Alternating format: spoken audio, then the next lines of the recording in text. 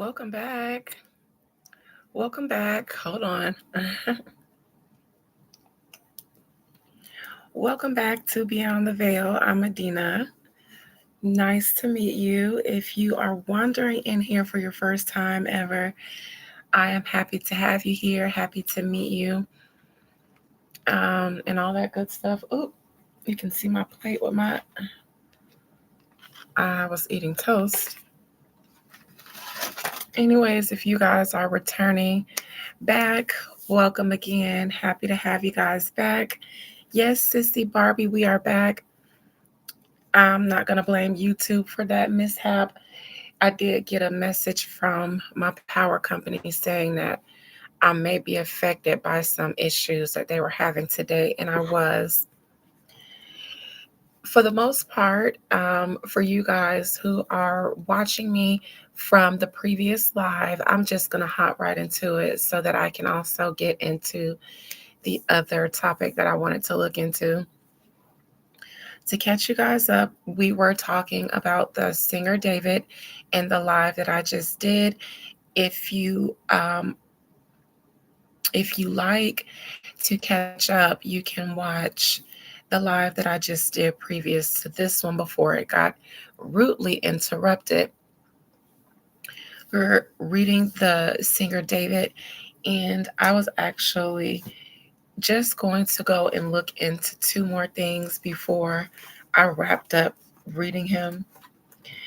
The two things were the hopes and fears position, aka what's and also what's never going to happen, which was the Page of Wands in reverse, and then his outcome, the Hermit in reverse.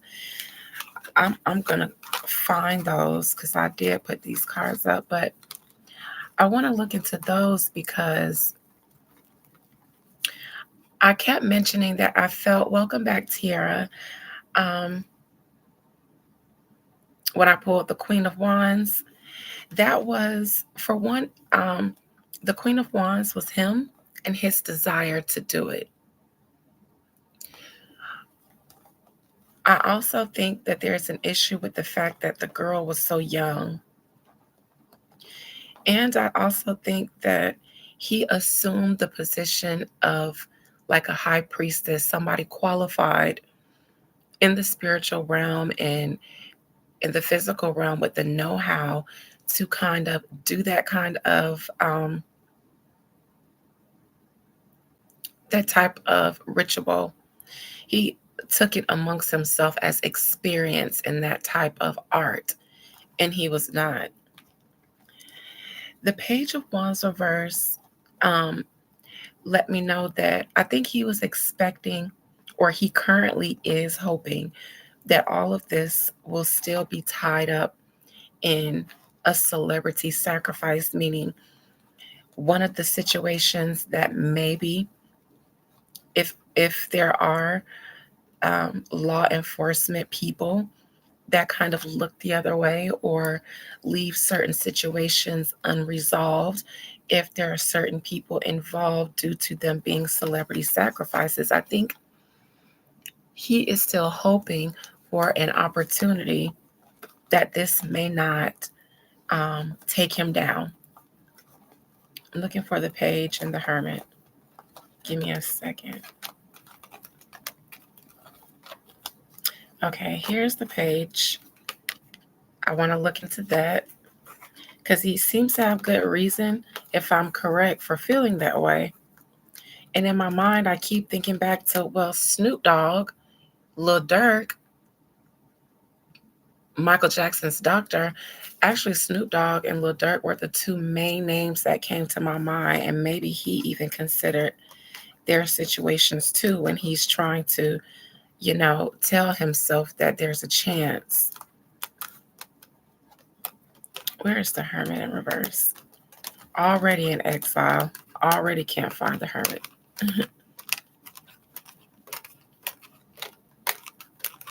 There it is, right next to the High Priestess.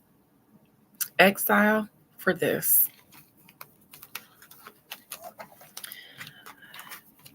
I pulled this in the previous video in his hopes and fears, aka what's not going to happen, because like I mentioned, I think that he's hoping that there's an opportunity that he still won't won't be seen as the person who did this.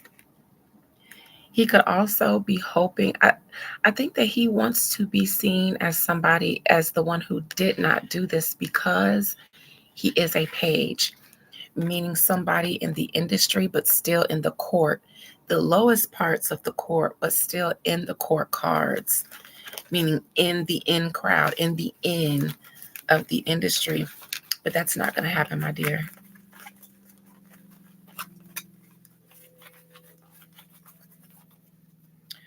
Why was the Page of Wands in reverse and the singer David's hopes and fears spirit?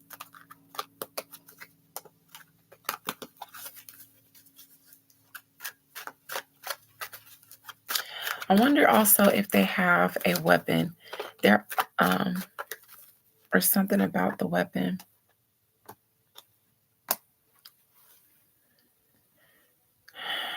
There's something about the weapon here as well.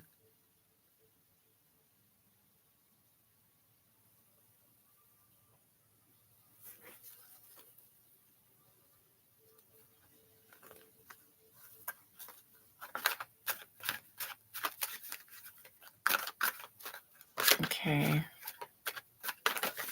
Eight of Pentacles.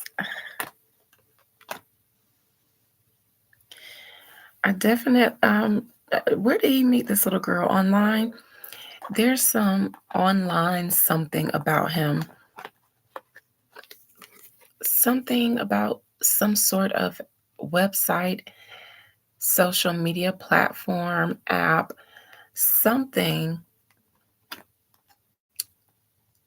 about the web.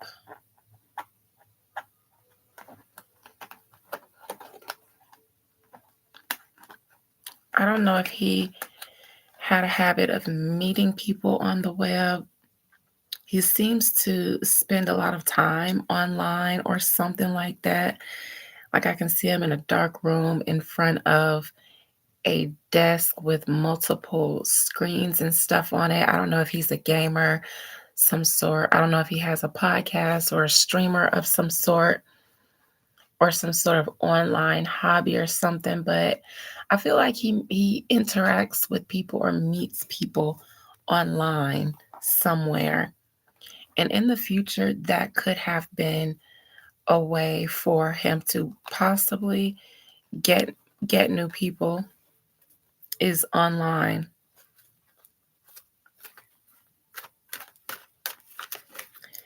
His outcome, the Hermit reverse, that's exile. Interesting. Even if he did get arrested and go to prison, that would be the Eight of Swords. Why the Hermit, though, in reverse? That's exile. It puts me in the mind of him being abandoned by people, his people that have traveled or on the path that he's on, that have abandoned him.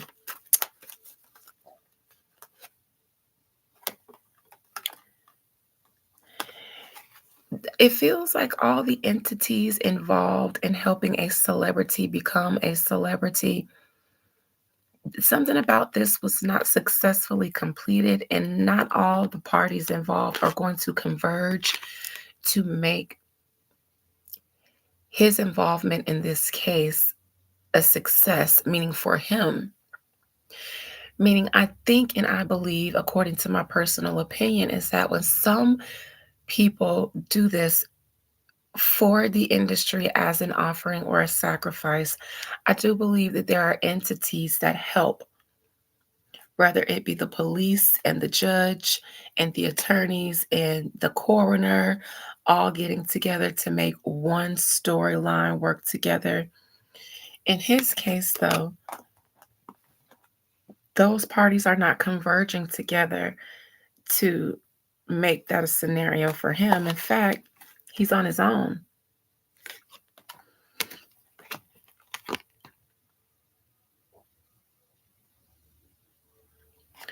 I wonder if he's done something like this before and maybe other people know. There was something about him that made him a little bit standoffish anyways to some people. Maybe the stuff that he talked about in his music, I never heard it personally, but I know people say that he left a lot of hints about his proclivities in his music. So there were a lot of industry people that seemed to already stay away from him for certain reasons anyways. He was going to continue to try to get on, but I don't know if he was ever going to get on the way he wanted to. There are gatekeepers who weren't going to pay this boy any mind. Either way, there could be people in the industry who felt like he was weird. They could have picked up on his his desires that maybe preceded him. You know how some people don't think that there is clockable on certain things, like if someone smells, but it's like they're just walking around not knowing they're smelling, but you smell them before you see them. Like that, Sissy, I think a lot of people, including his peers, thought he was weird in the industry. But it's not just that he was weird. I think that maybe certain people may have picked up on what he was capable of, or maybe they even knew of something that he had done already and didn't want to get too involved with him.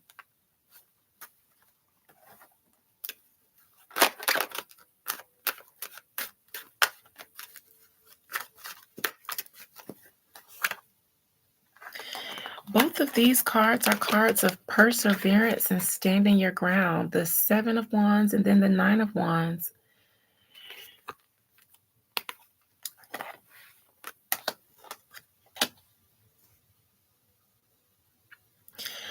I'm going to say that without knowing anything about him, I think to his industry peers, people that he worked with in the industry or worked adjacent to him or something like that, not just regular fans, but his peers, may have seen him being really forceful about wanting to be big or wanting to really become successful and doing whatever it takes. Whether they knew if he had done something before or not, I think that he appeared really, really, really aggressive in wanting to become famous to other industry people.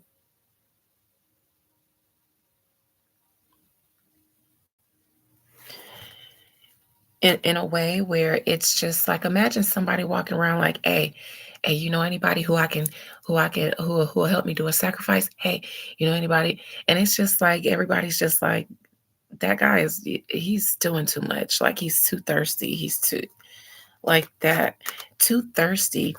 I think they perceived him as somebody who was weird and not just trying to get on, but I think they may have felt like he's just trying to kill somebody. It ain't got nothing to do with getting on. I think he's just trying to hurt somebody. I think even his peers may have thought that at some point.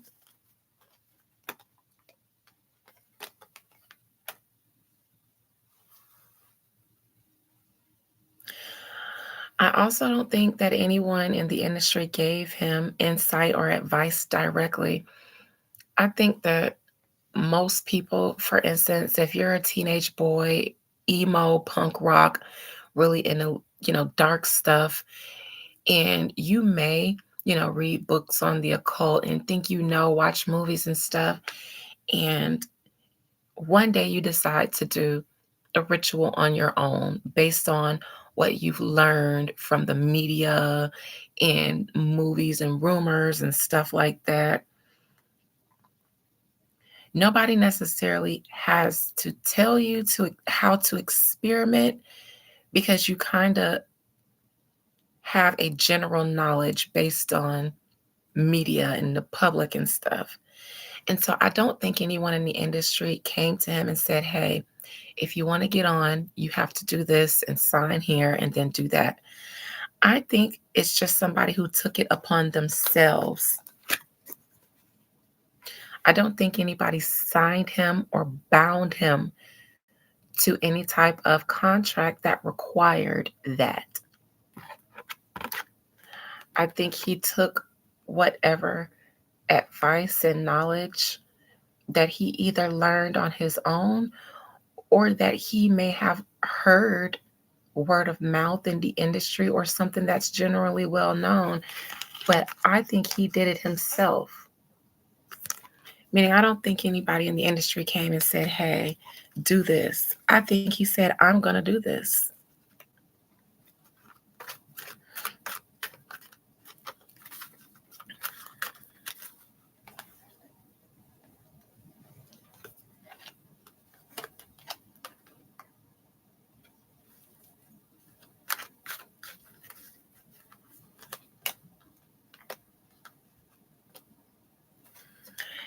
And ultimately, you were rejected. Not just your offering, but you were rejected.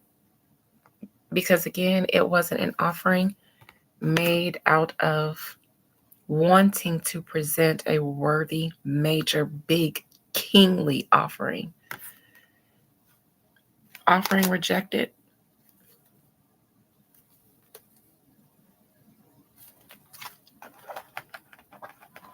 And that's that on that, young man. Offering rejected. Daquan, I'm sorry if you tried to reach me between this weekend and today. I lost my phone in Miami. I ordered a new one. It'll be here in 2 to 3 business days. So if you guys need me, who usually call or text me, email me until further notice. Hopefully I'll still have access to numbers and stuff like that, but we'll see. I got most of you guys' number and an email because that's where it all started anyways, but we'll see. Questions, concerns about David before I move on to Mr. Zack Stone?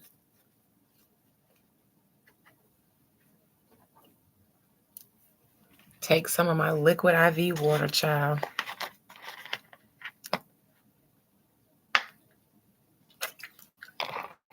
Girl has to come back to life after all of the shenanigans from this weekend. All right, well, I don't see anybody say anything. So we'll move on from David for a while, maybe until there are more updates in his case.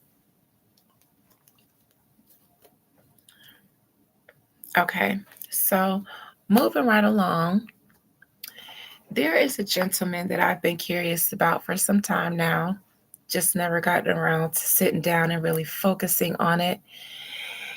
He was a popular YouTuber, and I say was because he's no longer living now, and his name was Zack Stone, but he was better known as Zack TV. I'm not going to be able to switch my screen. A time was absolutely had. Once I get my phone back, all the girls are going to start sending me all the footage that I'm missing currently out of the group chat. Be prepared to be either proud of me or ashamed of me if you follow my Instagram, because my little baby cakes,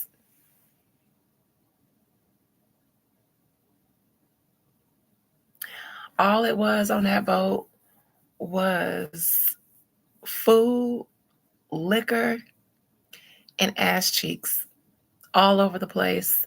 The whole 5-hour boat ride, ass was just everywhere, and everybody was pretty, everybody was cute. Some of you guys, y'all missed it. In fact,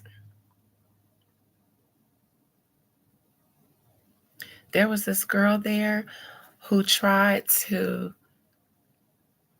molesticate all of us, but I'll save that for my members live, about how I had to literally, how a few of us had to beat this girl off of us with a stick. And yes, she swiped her hands between my thighs like she was swiping a card at the ATM, from my booty to my tootie and on back. I had to turn around. I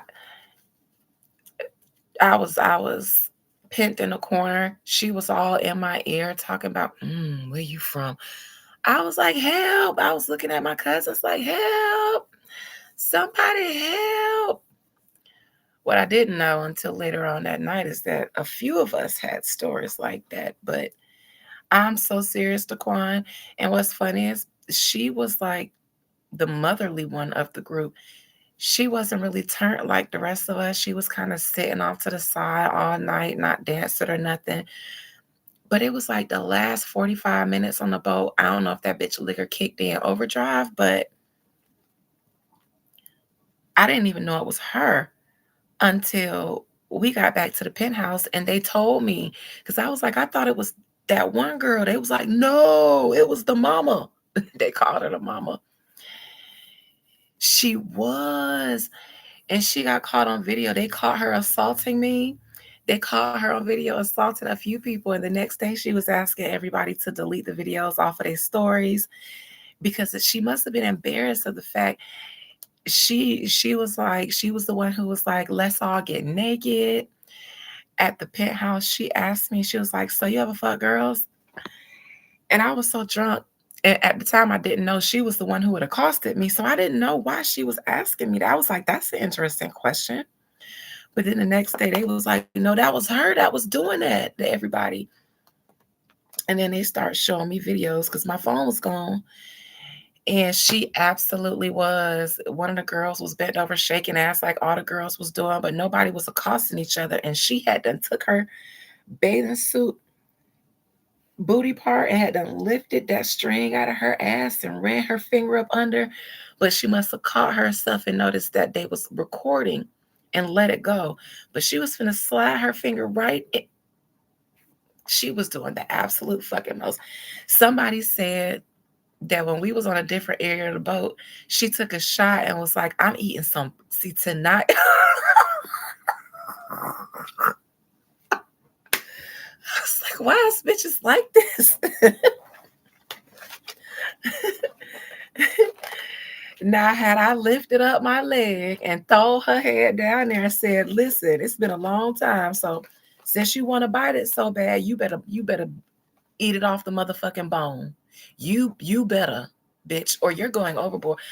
I feel like, bitch, now if I had did that, if I had said, since you want to molest me and put your hands where I didn't tell you to put them, bitch, get on your knees and don't get up. Don't get up until I fucking get up.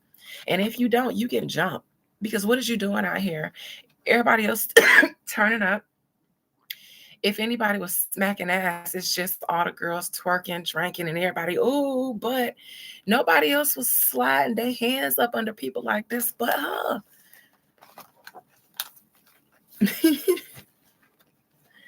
It was a lot. Other than that, yeah, we had a great time, but I was so mad at my cousins when we got back, and because I was like, y'all didn't see that bitch accosting me, and you sat there and recorded it. They was laughing. They thought that shit was funny. But when that bitch asked me in my ear, in this deep ass voice, because she was rubbing my butt from behind. I was on the rail, drunk in my own world. She came up behind me, caught her leg up on my butt because I was winding and stuff, and throw her hand down there from my butt and slid it under and was like, where you from? I was like, because at first I was like, ain't no man on this boat to be doing me like this. But I remember this a bunch of pictures, and I was too scared to turn all the way around. But I saw my cousins to the left of me. And when she said, where you from? I immediately said, we from Ocala, because yes, I threw them bitches under the bus. No, you're not. I felt trapped. I felt like a little girl getting molested again. And I was like, me and my cousins right there, we from Ocala. Us, them too. Look, them too. Go get them. I literally wanted her to go get them instead because And I'm looking at them making eye contact, thinking they finna get up and drag me away or something. But no. I don't even remember how I got unhanded from that bitch. I don't even remember how I got away with my vagina intact. But other than that,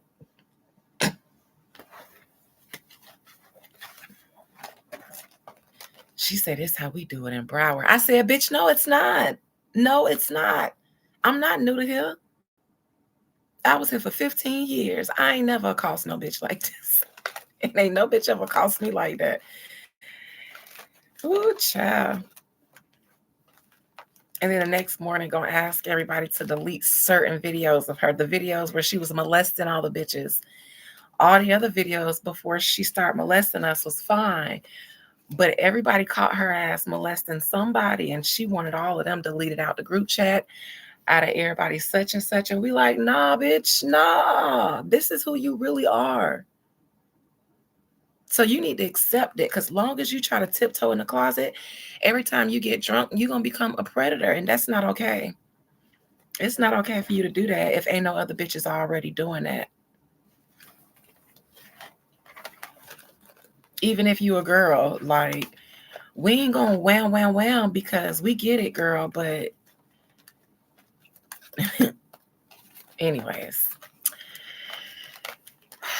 I said I was going to save that for my members live, but the PTSD, child. And she wasn't even the baddest on the boat.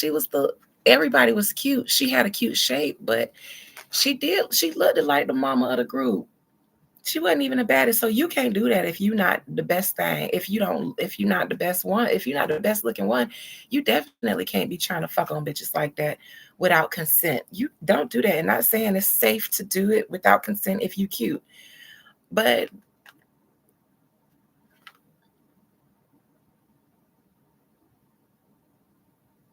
the all fucking audacity of you to be so entitled of a boat full of bad bitches and you're not the baddest one on there.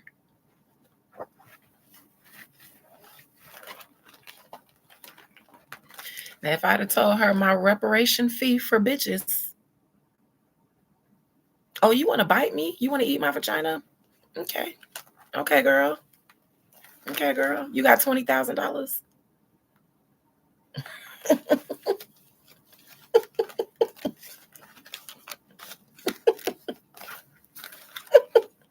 No?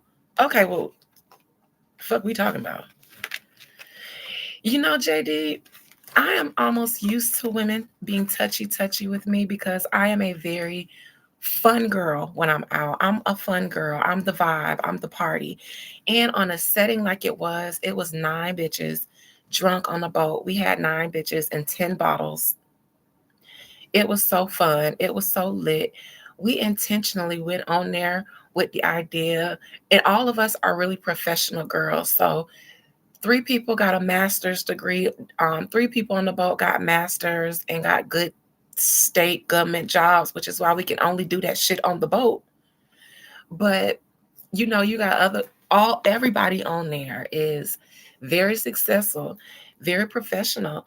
And so we came into it with the idea that we was going to turn up, we was going to get drunk, we was going to shake our ass and let our hair down and all that good stuff amongst us girls, and then return to our normal selves. And you know, when girls drunk shaking ass, everybody, you know, slapping each other ass, hey. That's fine. That's what all us was doing. Nobody else initiated everybody, let's get naked though. I didn't hear that part. Maybe I did. And then it was one time where I was on the table, you know, because I was giving them a little table dance. And somebody was trying to figure out the music. And they was like, what we finna play, what we finna listen to. And she was like, now this is before she accosted me. This is the first red flag. She was like, I don't know, but play whatever got her doing that. And I ain't think nothing of it because, you know, everybody was hyping everybody up and we all doing the most.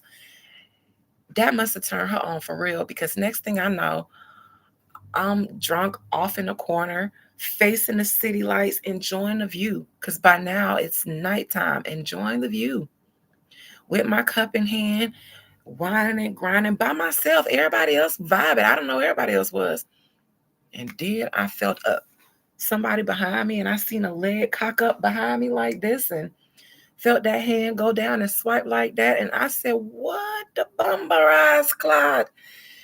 She ain't try to kiss me in my mouth because she absolutely would have gotten tossed overboard. I'm so serious. And I was on the rail.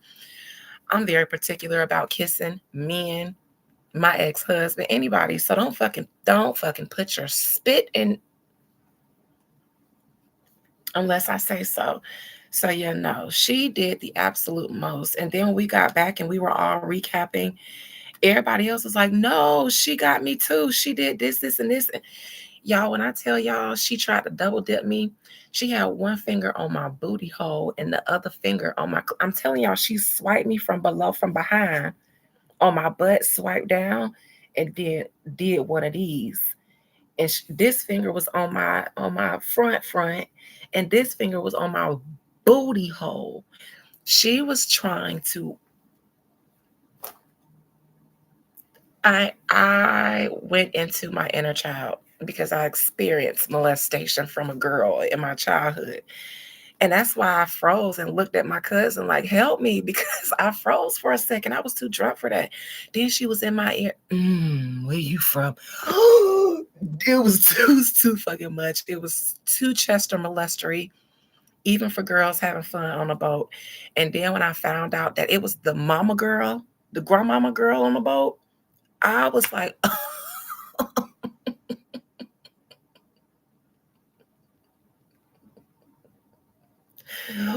why me? I was just kidding. No, but yeah, she tried to double dip, and I seen her try to swipe her finger in somebody bikini in there until she caught the camera going, catching her going into someone's vagina, because that could have been a charge.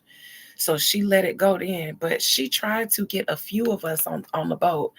And then when we all ended back up at our penthouse, she didn't want to leave. My cousin had to tell her, all right, it's time to go. She was like, oh, y'all kicking me out? But yeah, because it's only enough beds for us. It's our penthouse. Not all the girls will stay in there. Just me and my cousins. So yes, you definitely. Then it made sense to me why she didn't want to leave. Because bitch, she had a plan. She had a plan, and the devil was a lie this day. Yeah, she definitely got bopped. But me and my cousins, we so funny because we'd have been like, all right, had I locked that bitch head between my legs, she wouldn't have been able to come up until she finished, bitch. Since you so fucking thirsty, get your ass down there and slurp it off the bone. And you better slurp it off the bone. And if you don't, you getting jumped. Because what the fuck? She didn't steal my phone. I know I had it. And I was carrying the birthday cake. I had a beach towel sitting on top of the birthday cake. Underneath the birthday cake, I had a pan of meatballs, and then under that, the rest of the baked beans. And then my phone was in a clutch up under my chin on top of all of that. So I was trying to carry it. We were at Bayfront Park. Anybody from Miami, you know what Bayfront Park is. It's crowded, and it was about 10:30 on a Saturday night. So all the restaurants were swinging, all the little stores and shops were swinging. People was walking through the marina. Other people was it's thousands and thousands of people out there. By the time I got back to the room is when I noticed I didn't have my purse.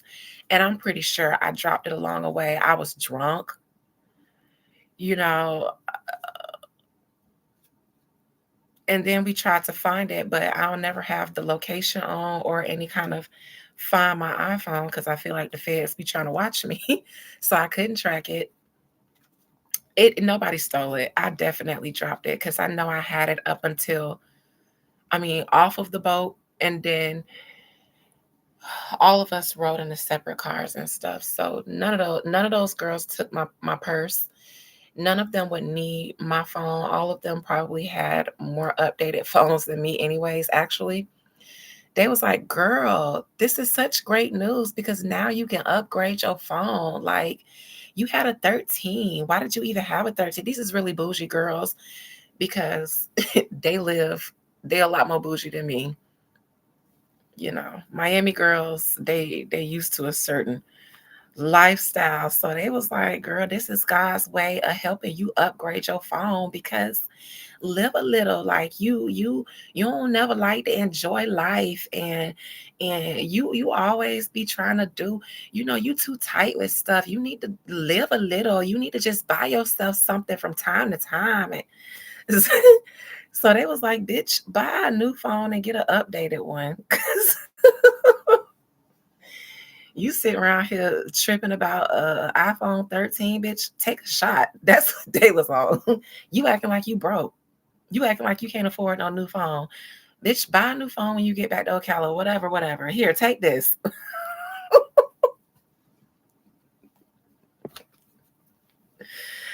Oh, they pissed me off with that because and I'm just like, no, because I did not budget or plan for this. So I hate when things pop up that I don't want to buy myself no early birthday gift. I'm already going on that dinner cruise. I don't like spending money on myself unless I'm investing it into one of my businesses or jobs or somewhere where it's going to come back. Now, I did need a new phone. But my thing is, I always said, if I don't lose this bitch or if I don't break this bitch, then I'm never going to upgrade. And my cousin was like, see, you lost it. So you can upgrade now. Cause I'm never going to. So yeah, that's why I just was like, fuck it. I'ma just enjoy the last day here because I really did. I really did. I didn't even have to pay nothing for the upgrade. I mean, nothing up front. See, Daquan, if it ain't broke, don't fix it. And I budget. I'm so disciplined with things. That's why I can go long periods of time without sex. I'm so disciplined.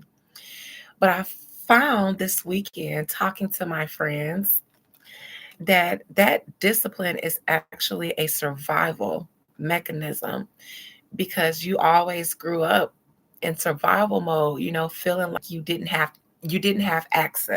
excess. And so everything had to be properly budgeted, allocated for. Nothing extra could be spent unless you had a budget for extra spending and nothing outside of that. And that's good, but it can become too rigid because then you get used to living a certain way where your nervous system and your mind, body, and soul can't really accept abundance because you only operate on poverty. And I was looking at some of these girls like, y'all never, y'all never just be worried about what if. What about the what if? I be worried about the what if. And they were like, no, we live. And then when shit happens, we get out there and we deal with it. And they was like, if anybody taught us how to get out there and instead of, because I don't practice what I preach. So I tell them, instead of pinching pennies and living in poverty, if there's something that you want, figure out how to afford it. Don't figure out why you can't afford it. Don't tell yourself you can't have it. Just say, okay, this is what I want, and this is how much I need to get it. And then go and get the amount you need to get it. I don't even be doing that. I only do that on food. So they say we never not have. And some of them live better lifestyles than me. I have a good friend group and I'm not the most successful one in my friend group. And I like that. And those are the ones who just be like, fuck it, let's ball. Not even irresponsibly, but they be like, we can afford this and we work hard to be able to afford these moments.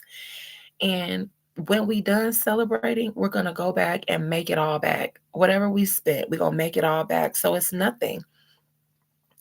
And they was like, and we all do this. So I don't know why you be so on that all the time. They was really getting annoyed with me because I really let losing my purse get me down. But besides my phone, my license was in there. And my gothic hippie on the lippy was in there. So the voodoo lippy is gone as well. Just those three things. And I was devastated. I was like, what if I have clients messaging me right now and I'm missing out on business and stuff like that because I ain't got my motherfucking phone? But they was like, girl, we on vacation though. You gonna get that shit back on Monday. Here, take this. Yes, Thierry. The voodoo lippy was in the purse too, and it's gone. My phone and my lippy was the only thing I cared about. I was like, fuck that license, man. What I'm gonna do without my phone and my gothic hippie on the lippy? It devastated me. Anyways, I'm supposed to be talking about Zack TV, but I did learn a valuable lesson about loss of control in life and how no matter how much you try to control every outcome or be prepared for every outcome or inconvenience, sometimes life wants you to learn a little bit of spontaneity, if that's how you pronounce it. And I found from feedback from my friend group that I thought I lived very much on the edge, but actually, I think I whatever edge I was on, they're like, well, you're on the bottom floor of the edge. We're up here on the 41st floor where our penthouse is, and we're dangling off the edge, and we don't feel afraid. So they were like, you can afford to loosen up a bit.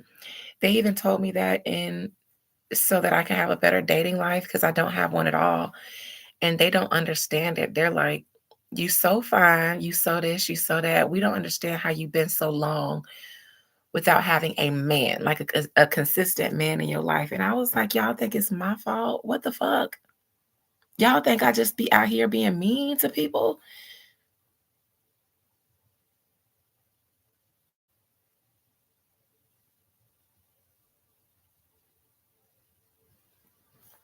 Never mind. Maybe I do.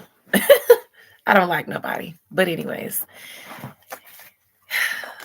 vacations and life lessons. So I came here to finish up my David live that I got interrupted on. And I want to talk about Zack TV.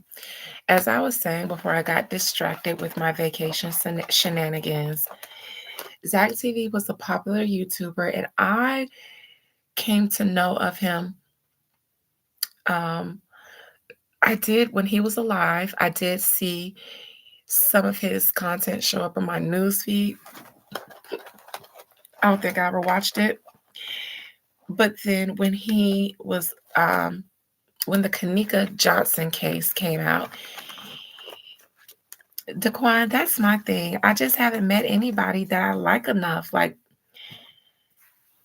I went from being 18 years old to meeting my ex-husband, who was my boyfriend at the time, and we went from being boyfriend and girlfriend at 18 and 19 to getting married to not separating until our 30s.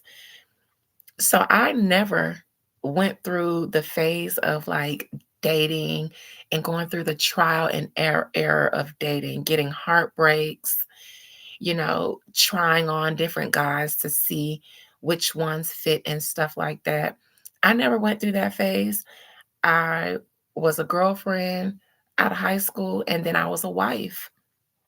And from being a wife, I was treated a certain way. I was treated a certain way. I when I was 20, by the time I was 25, I had a house, a boat, you know, a husband. And so now being single, I don't know how to just be settle for any old thing. I can't go backwards like that. I can't go from, you know, a wife that was really well loved and taken care of for the majority of my marriage. I won't even say that it was bad up until the last 2 years. But how am I supposed to go from that to letting just anybody treat me any kind of way when as soon as I left my mama house, somebody's son said, that's my future. And I don't care. And his family, his daddy was the one who said, and my son, any son of mine is going to be a provider. So as soon as we got married, he said, this is what I'm giving you, son, so that I can help you start out your life as a man and treat your wife the way she should be treated, the way I treated your mama. So here's this house, here's the boat, and it's in y'all name, you and her. Because this is what a man is supposed to do.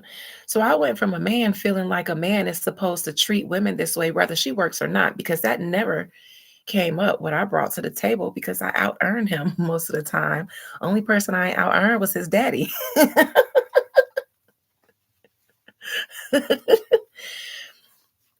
But the men I come from, they feel like a part of being a man is being a provider. And so I could never be insulted with somebody saying, yeah, but if I provide for you, what do you do? Because I'm never going to ask you to do a motherfucking thing for me. Never going to expect it. So that's my issue with dating these days. I'm not accustomed to dating. I never went through the dating thing. And I don't know how to let myself do it, not even for the experience of it. When I was 19, somebody's mama was on their deathbed and they said, I want you to marry that girl and I want you to take care of my son. So I was valued off rip. I don't know how to let these ninjas just run through me like they run through anybody else or play on my top like they play with anybody else. We won't get far.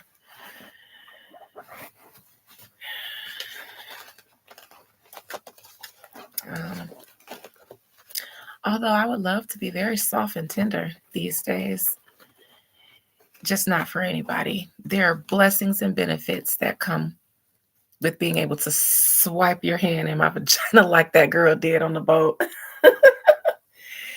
You know, Marcy Lynn, where I live, I think it's an issue of environment. Because where I live, again, it's a very small town and it's historically been known as a retirement town and a retirement town for white people. And historically, I have not had the best experience with Black people here.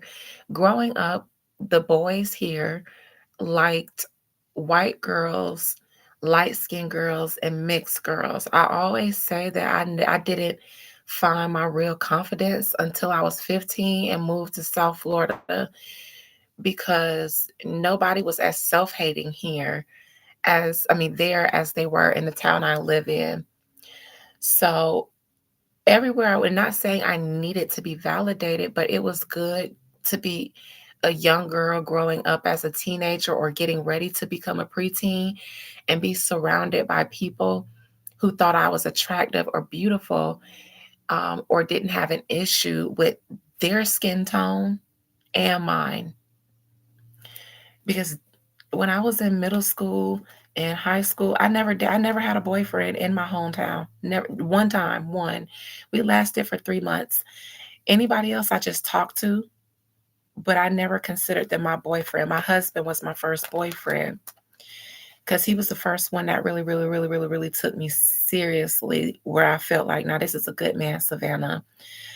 But it wasn't until I moved to Fort Lauderdale when I was 15 where all the guys was like, A black, A slim, A legs, because I was a petite girl. I was tall. I have really nice legs, I always have. And I'm chocolate skin. In my current town, light, white, mixed. And that's from men who was black, black as my robe, light, white, mix. And they still kind of like that to this day. So I don't know. I do agree that I should be surrounded by a different type of people because when I lived in Fort Lauderdale, even when I was married, the problem was I always had to remind men that I was married. They was all over the place. Anywhere else in the world I go, but in my hometown, you can't believe it, Marcy. It's a lot of self-hate in the South. Would I date outside of my race? I've always said I wouldn't. However, when I was in Brickell this weekend, I don't know if I would date a white man, like a pure Aryan, white power white man. I don't know if I could do that. I don't know. I seen some poppies though this weekend. But I heard the poppies, they just as bad as the Jamaicans and the Africans. I think I fell in love with the African because to this day, I appreciate our experience together. My love isn't all mushy and stuff. I appreciate your contribution to my life experience. And even if we filter out of each other's lives, if our paths take a different way, but I can still look back on our experience and be grateful for what I gained from you, that is my version of falling in love with someone. I fell in love with the African. I'll always highly regard him, even though he was for everybody. That's okay. Be you. He needed to bask in the sun and be the center of attention, including the center of vaginas. And me and my pH, we ain't set up for that kind of fucktivity. But as a person, he was a beautiful person. And I always appreciate experiencing him. So I fell in love with an African.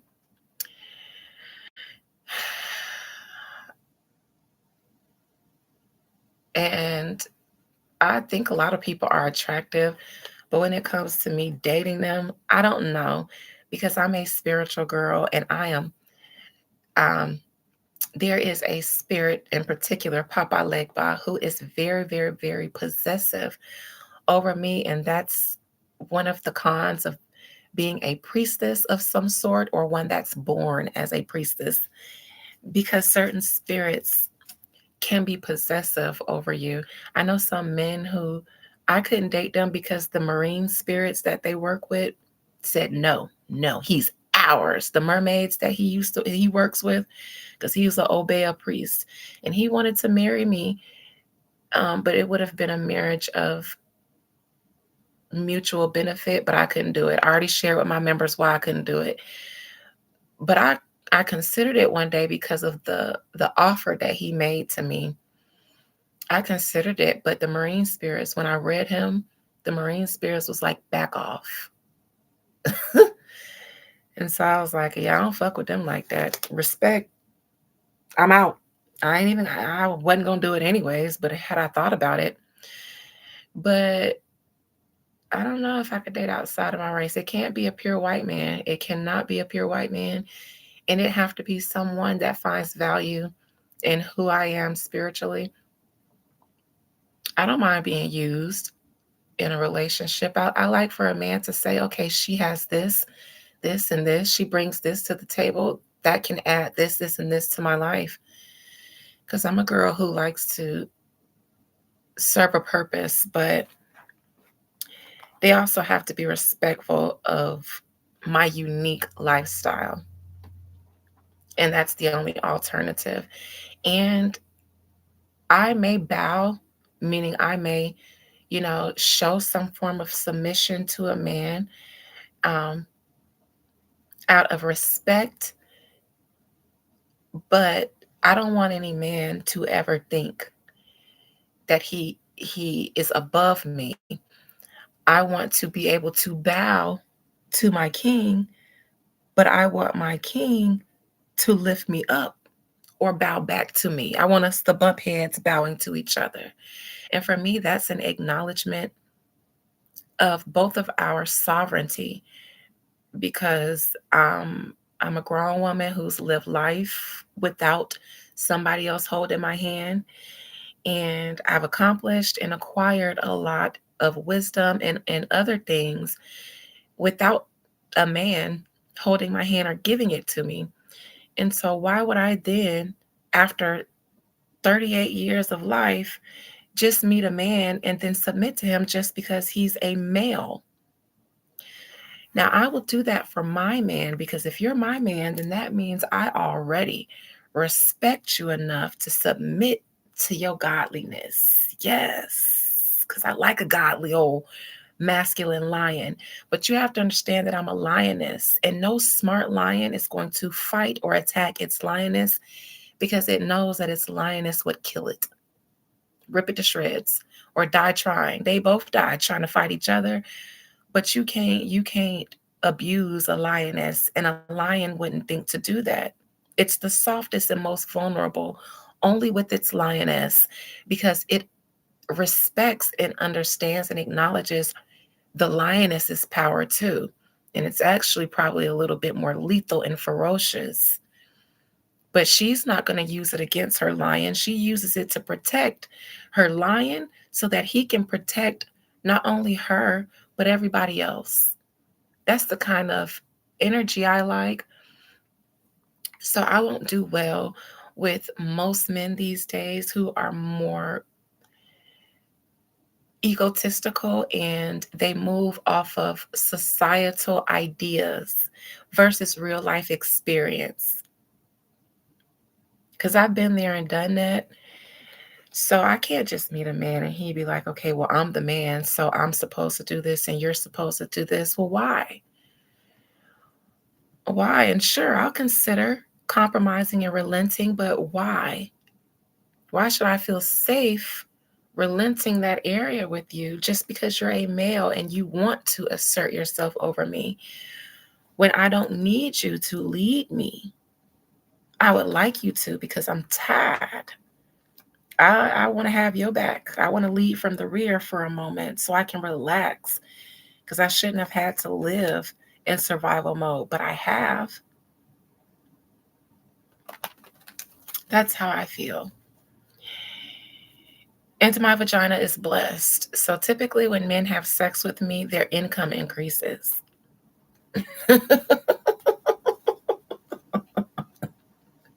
And that's why I don't have sex often, nor do I have a lot of sexual partners. My spirits are particular. Papa Legba doesn't even let a lot of men. I don't know, child. I don't know. But fun facts about Adina before I get to Zack TV. I don't know why it's so hard for me to get to his subject. They say there are some conspiracies that believe Zack TV was unalived because of his coverage and investigations in the Kanika Johnson case, the young lady in Chicago who was found unalived in a hotel freezer. Definitely a price to pay decline. Oh, I love when you guys be knowing my lyrics and stuff. There's another busted baby in here, Mike Django. He stands for that same song. And just this weekend before I lost my phone, he messaged me some of my lyrics and was gagging, standing. And I'm sitting here like, this can't be my life. This can't be real. I never thought I'd have a person that I've never met, but they're standing an idea that I had. Because that's what a song is, just an idea that you had. And then you shared your idea with the world, and somebody else was like, that shit is dope. But it literally just came out of my mind. And then at a time where, I told him, in my normal life, nobody sees me the way y'all see me. They don't see me as Beyond the Veil Adina. I'm actually very private about this with my family. They don't see me as Adina the artist. And so when you guys go up for stuff like that, I just be like, this is so weird to me. I appreciate it, but it's weird because in my normal life, they don't be hyping me up like that. They only be wanting me to cook. They just want me to cook. That's all I'm famous for to these people in my family and around me. So Zack TV was unalive. Fly God, I wish I could say it was humility. It's imposter syndrome. I get up and I do a lot of stuff without really truly believing in myself.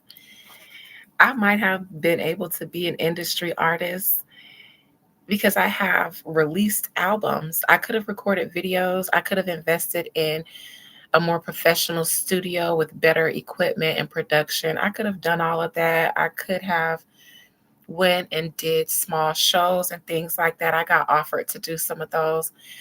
I did not have the confidence in myself. I still don't, which is why I will release something and make very, very, very little noise about it. Because that's my safety zone. I'm scared. What I create is usually my safety zone. So the idea of a lot of people being aware of me makes me feel so seen. And I feel like, where can I hide my insecurities if more people know I exist? Because I have a lot of insecurities that I hide very well, but I feel like if more people know I exist, it'll be harder to hide. And then I feel like, and if someone knows my insecurity, they're going to use something against me, use a vulnerability. I feel like my weakness will be used against me in some way. So it's not even humility, it's imposter syndrome. I wish I could say it was just humility, because when I'm feeling myself, I pop my shit. It's imposter syndrome. Yeah, realistically, Daquan, this is exactly what it is. I don't always believe in myself, but sometimes I just do it. Just do it. But even if I do it, I will subconsciously do things on a small scale because I'm afraid of being successful, and not saying in my mind I would love to, but somewhere in my nervous system, in my subconscious, there's a fear of being super successful, and I might self-sabotage a little bit opportunities that I have to do so, because there's nowhere to hide if I become successful. I don't have talents in the background. All of my skills and talents would lead me to being seen. That's where my talents are, in the sun, where I would feel more comfortable just being a really talented employee of the year. That's what I wanted for myself, because it's safe there.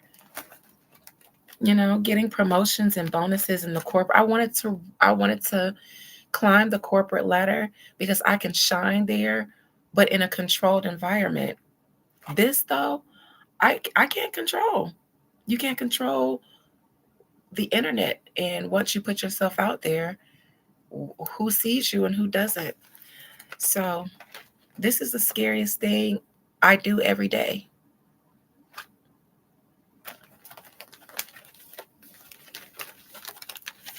And maybe someone needed to hear that.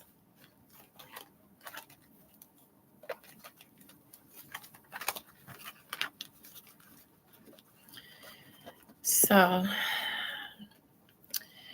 Zack TV, they say there are some people who believe he was unalived due to his coverage of the Kanika Johnson case. I believe that theory is not far-fetched. Good, Tiara. Yes, Daquan, slay or be slayed. I just told Mike Django that too. The guy who I said was standing over my lyrics just like you were. I just told him the same thing in the consultation. And I think I mentioned you, Daquan, in his consultation. I mentioned Daquan in a lot of consultations before, to be honest, because I use him as a good example of a testimony. Good, Ethereal. If my dilemmas can be somebody else's, I needed to hear that affirmation or something, then God damn it, then my dilemma wasn't a dilemma, was it? And this is how I live my life. All of my challenges will not be in vain. Somebody out there in this world is going to be able to use one of my dilemmas. And maybe that's why my skills are on a public platform, because I have had a lot of challenges in my life. And in the corporate world, I can't talk about my challenges and have people hear and relate with me. Bitch, we're on the clock. We're not talking about this kind of stuff. But if I do it here, then none of my traumas were in vain, because the probability for somebody to hear it and need to hear it increases. See, Glass half full. Now, there I am humble. But that's the only thing I can claim humility on. Because if I were more confident, I can't say that I would be humble. I can't say that I would feel the need to be. I wouldn't be egotistical, but I'd also demand my respect. Is that true, Fly God? I never thought about that. To be honest, I am probably the most talented person in my family, according to my elders, according to the eldest member of my family. Just last year at our family reunion, she said that when I interviewed her and she had to say something about all of her nieces and nephews, when she got to me, she said the most talented of all my nieces and nephews. I probably am. It might not even be that debatable in my family. And that's difficult. It's difficult because I don't feel like I can relate even to the environment that I'm safest in, meaning the people closest to me. Now, fortunately, there are some who I'm super close to, but they understand. They're the ones who are like, listen, I don't know what Dina be on, but she's super smart. She's super this. And I like it. I like that. I have one or two, I have one, two people like that in my corner in my family that I feel safe being highly highly active, I guess. You call it talented, I just call it innovative, inspired, super inspired. But I don't feel that comfortable around even everybody in my day-to-day life because even people who have the best intentions for you would feel uncomfortable with someone who is super something and they're not. It's a natural reaction for it to be a room full of normal people and then one exceptionally talented person. My old boss said, when you walk into a room, you suck up all the energy. And I was like, that's so sad because I be so self conscious quietly. And to them, I'm hogging up all the energy in the room just when I walk in. And so I vibrate really high. I always have, and I used to get picked on by my cousins because of it. The way I speak, they used to say I talk white. The fact that I could read and spell and all of that before everybody older than me could. I've always been different, and it's difficult to do so even in my own environment. So you kind of grow up self-conscious all the time. And when you're young, all you want to do is fit in and not be different. And so you grow up trying to find that balance between something you can't control, which is your natural self, and you trying to remain relatable so that you don't feel like an ostracized member of society because you can't really relate to anybody.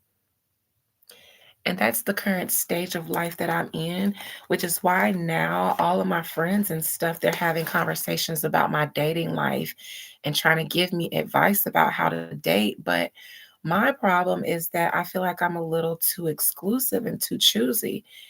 They they just be dating. It's a guy here and then that didn't work out and then it's another guy and then I think we in love, but then they're not, and that's fine.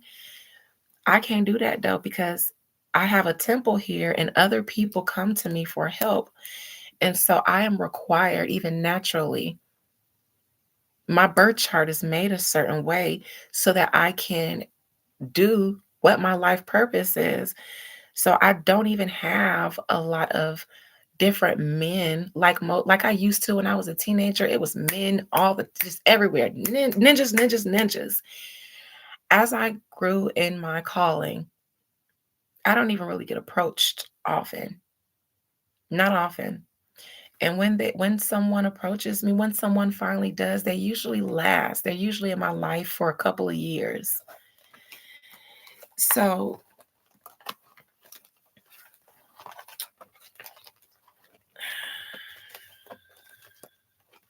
I don't know how to call myself. That imposter syndrome won't even call myself talented, even though I know I am. But it's very difficult to be this way.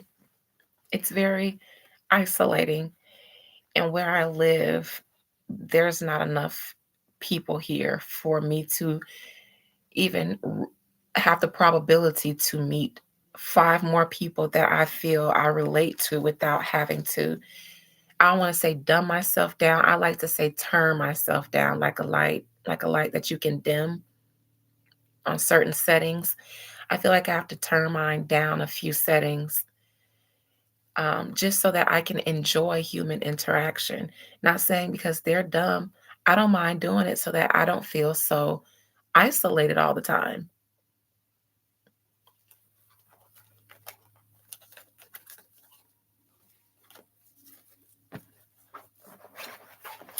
Maybe one day the divine will see it fit to send me a suitable companion. Until then, we ride off into the sunset like the warrior princesses we are. The Queen of Sheba. There was Solomon, and then who else was notable in her life?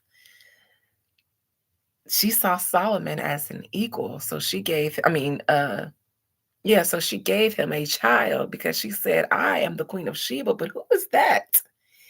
Who is that? He's wise. He knows some things.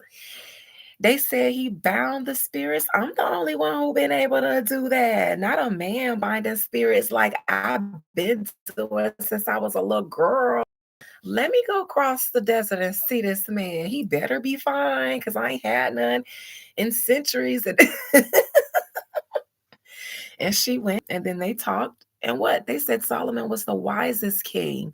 She was turned on by him being a god. He was a god. Not only did he have all the money, but he knew esoteric secrets that she knew as a priestess. And she said, oh, oh.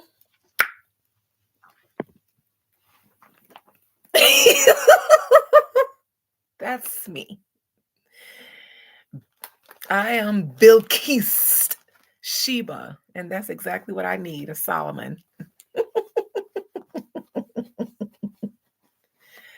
That's exactly what I need, Marcy Lynn, a Solomon. Until then, I'll be at my own temple, serving the gods and helping the people as I have been doing and doing business on the side in real estate. We stand a Solomon. He's clocking.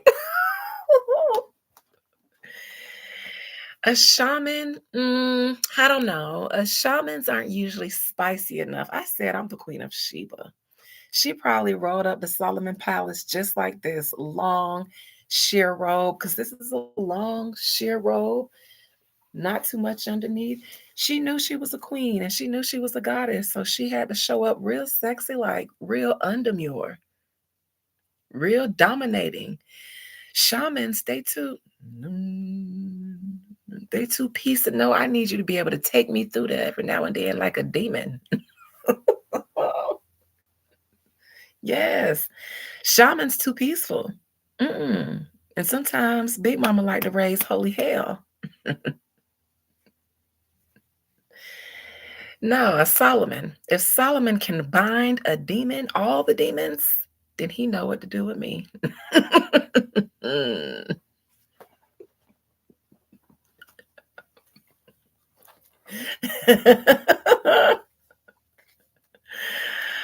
I won't cross myself, Marcy Lynn. I'll take whoever is kind to me. You have to be kind to me, respectful of spiritual laws, respectful of yourself. That's first and foremost. You can't respect me if you're not a respectful person of yourself, if you don't have standards of your own.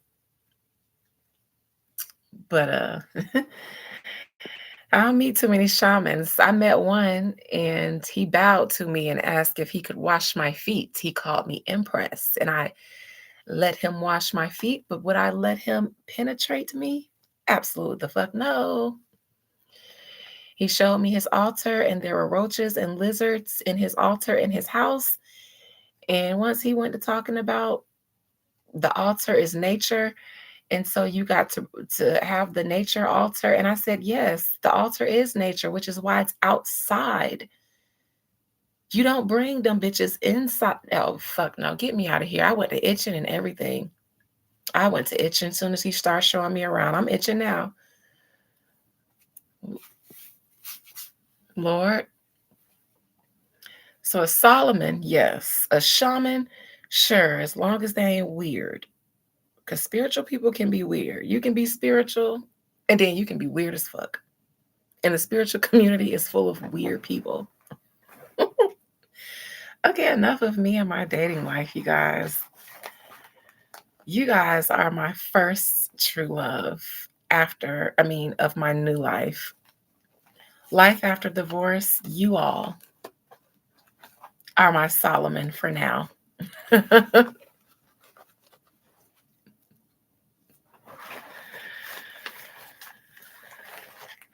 Marcy Lynn, are you a Solomon or a Queen of Sheba? Let me find out. You got a name named Marcy Lynn, but you a Solomon. Because I've been thinking you a Queen of Sheba, but let me find out you a Solomon up in here, trying to figure some things out before you slide into beyondtheveil@gmail.com. Let me find out. Let me find out. You a shaman out there trying to see if you got a shot to shoot, but you want to see if, because ain't you the one that asked me if I'll date outside of my race, or is that somebody else? Marcy Lynn. And if you a Sheba, are you a Sheba like the girl on the boat?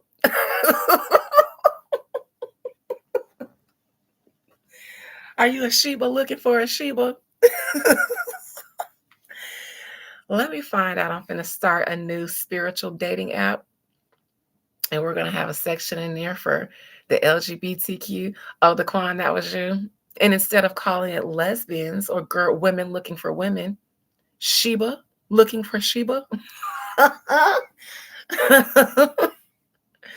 But that's going to be in the section of the dating app called Sodom and Gomorrah. Yes, a spiritual dating app. You got the Garden of Eden. I'm sorry, y'all, no shade for straight people, because that's how we all got here. So, but then for the LGBTQ, we're gonna call that the Sodom and Gomorrah. So that's the two sections that you can go in on my spiritual dating app, and then all the subsections. Oh, just a nana. Okay, Marcy. You got Sheba seeking Sheba. A little Saul on Paul. A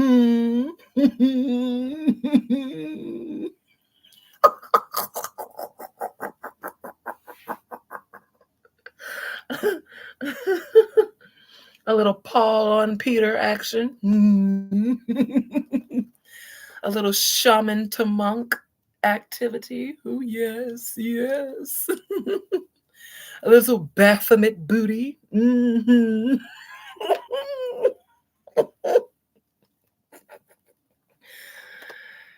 We got the Lilith section. That's where you go to find a dominatrix. Yes. Don't nobody steal my idea, because it's cute. It's cute now. It's cute.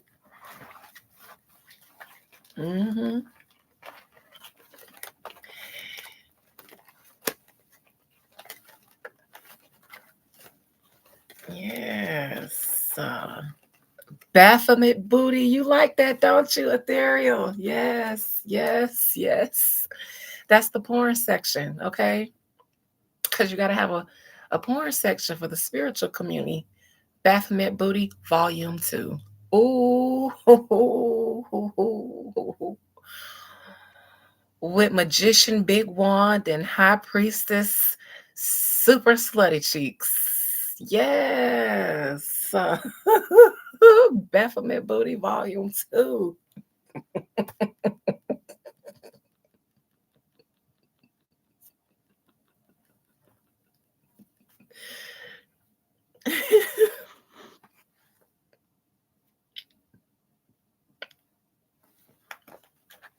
Okay. That's enough before I give anyone else any super bright ideas. I know there's somebody, some producer in a back room in California right now looking for his next big break, and Baphomet Booty Volume 2 might just be it. No more, no mas, for free. Beyond the Veil Adina at gmail.com. If you would like any more of my spiritual dating dating website, because it has to have different parts. It's a porn section in there too, because you can't see Baphomet Booty without having a porn subsection, just so that everyone doesn't just wander into sections where they don't belong. So Garden of Eden for the hetero people, Sodom and Gomorrah for LGBTQ, and then the porn section, that contains Baphomet Booty, but that's a subsection in Sodom and Gomorrah. And that's how my spiritual dating website is going to be laid out.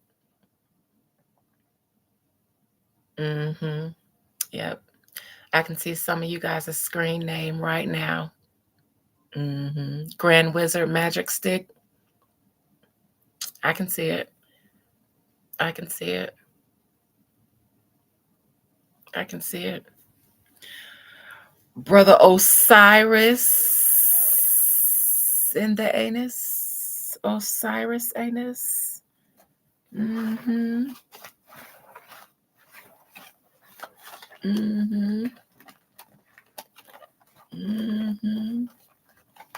I see it.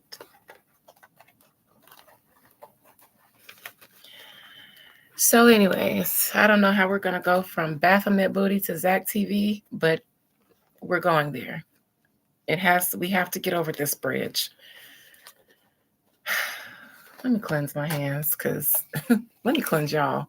The power of Christ compels thee. The power of Christ compels thee.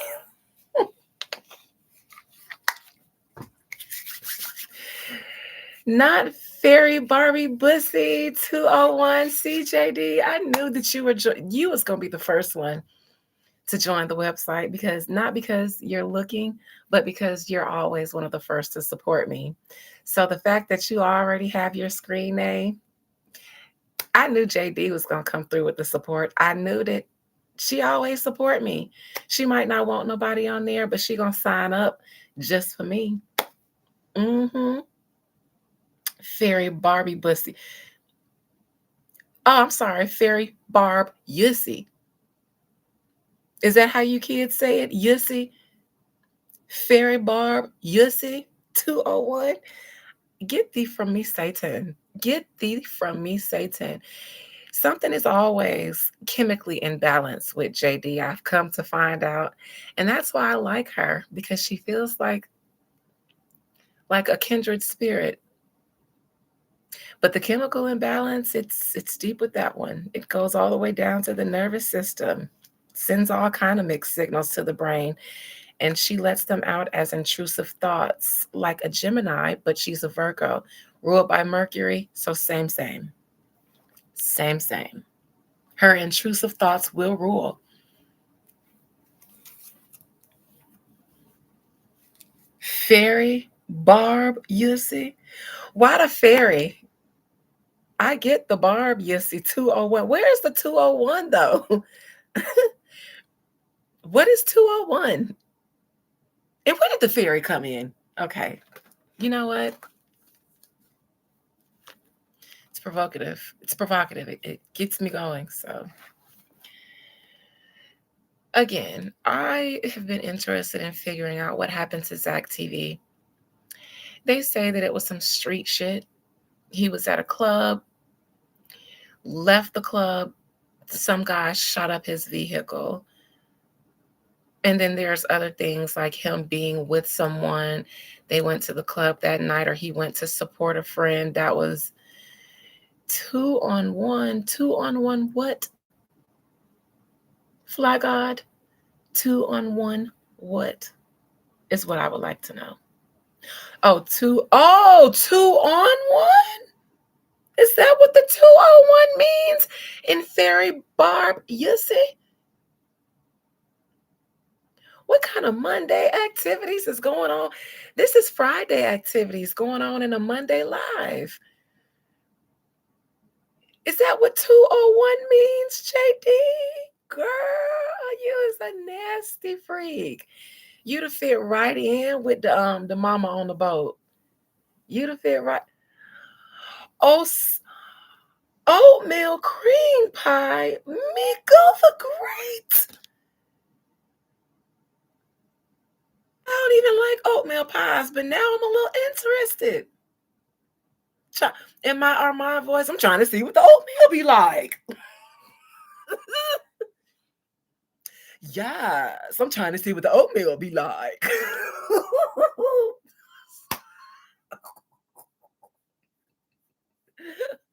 More oil and oatmeal. Yes. In my best Armand voice. You guys, listen, if I pick on somebody often, I stand them. Not in the way that JD stands Nicki Minaj, not in the way I stand y'all, but in like I can always count on them for a good laugh kind of stand. That's where Armand fits in with me. I never did like oatmeal, but I'm game. Hey, first time for everything. Taste buds change as you get older. You guys are crazy. What is wrong with you guys? Why can't you guys get serious and let me talk about Zack TV? Why can't you guys be serious for 5 seconds? I keep trying to segue into this serious topic, and y'all keep putting y'all screen names for my spiritual dating site on there. And I don't even know if it's dating. This sounds just like hookups. Is this Tinder for spiritual people? I can dig it. I can dig that. I can, all right. All right. Okay.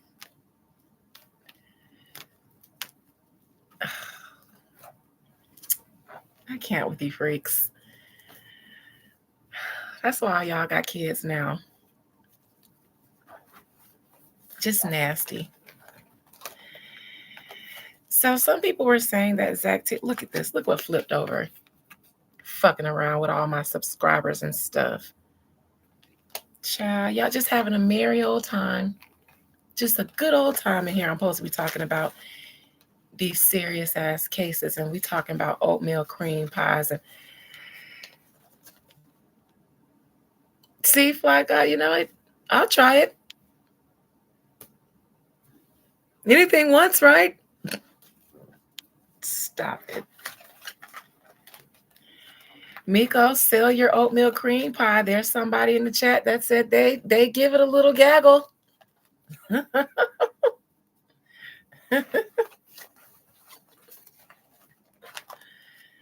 Okay.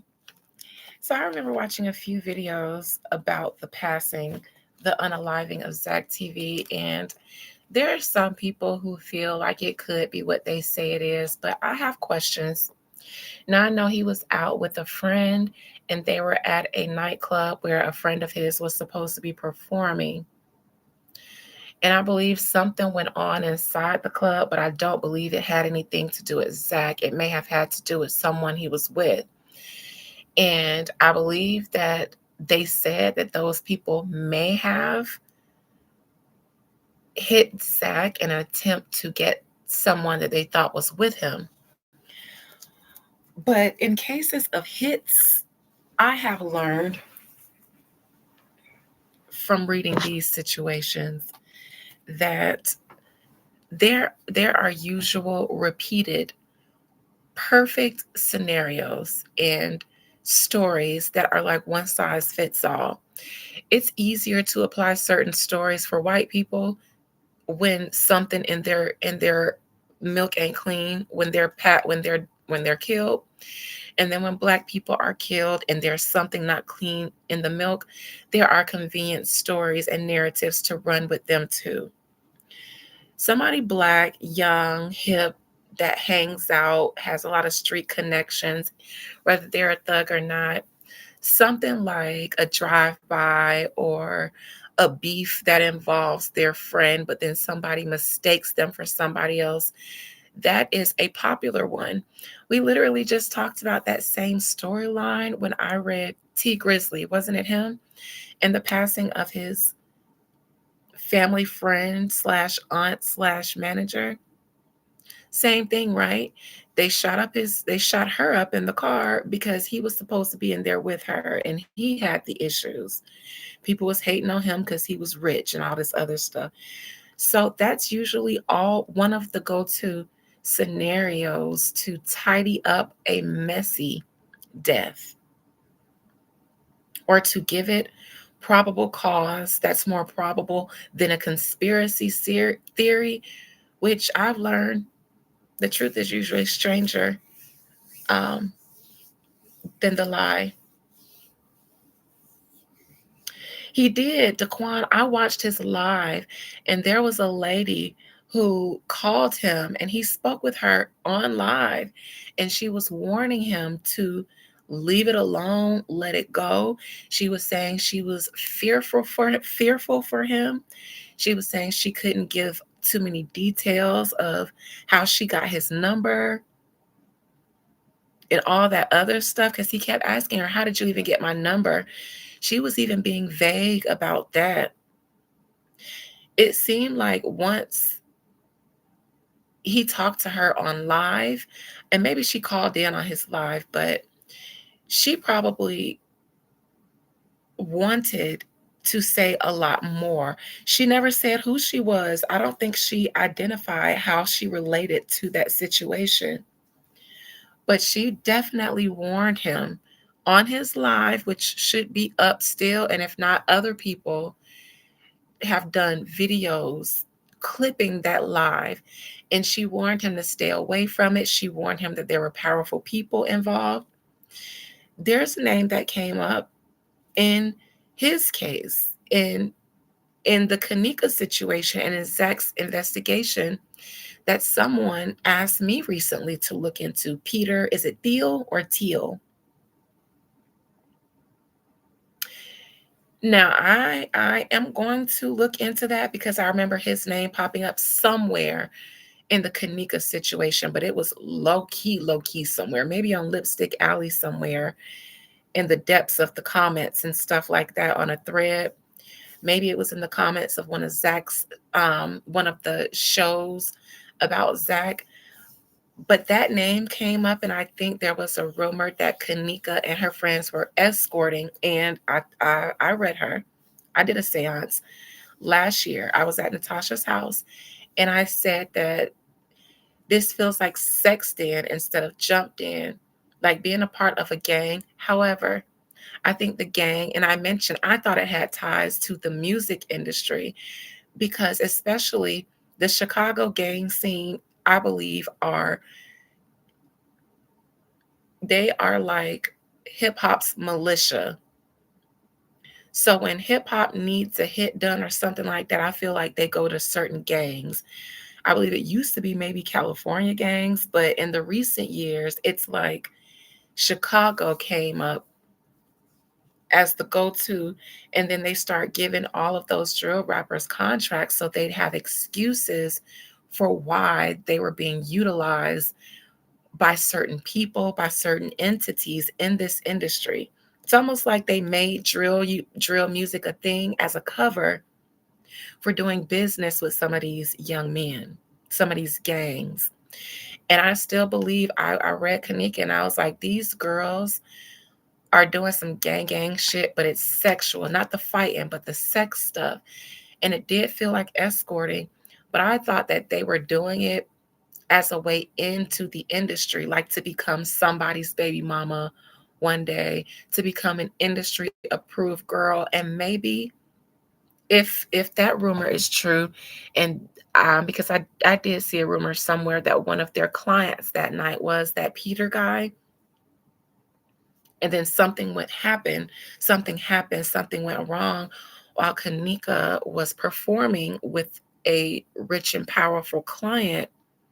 And that's why and how it was covered up at the level it was.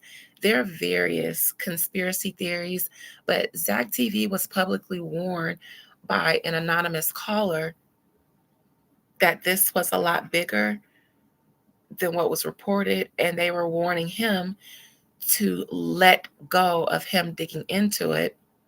Months later, Zack TV was shot. And so that is why I'm doing this live. I've been wanting to for some time, but now is the time. So I'm going to call Zack. His name was Zack Stone. At least that's what Google said. And I'm going to talk to him and see what information he can give me about his passing. All right.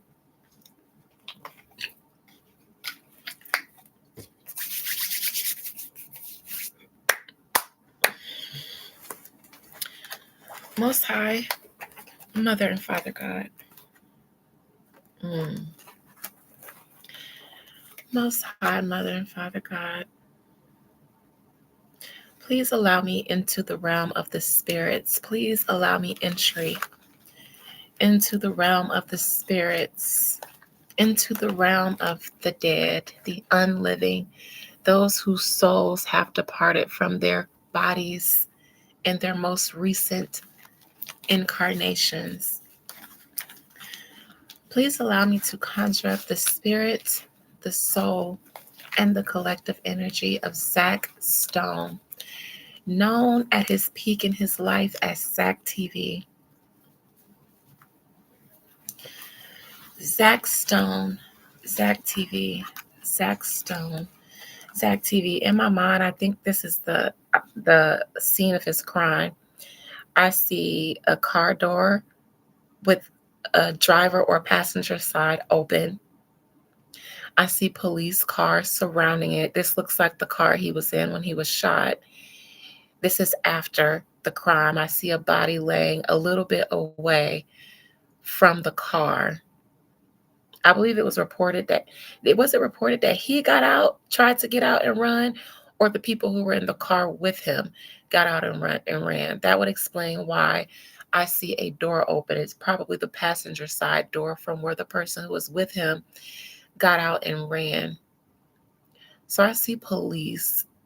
I see the scene of this crime. It's nighttime, parked on a street.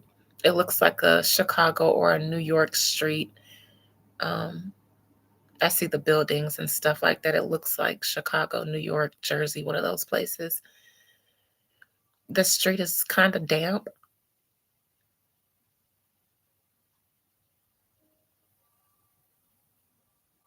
Not super dry, like it hasn't rained in weeks or days. Has a little moisture to it. I see officers. They haven't approached his vehicle yet.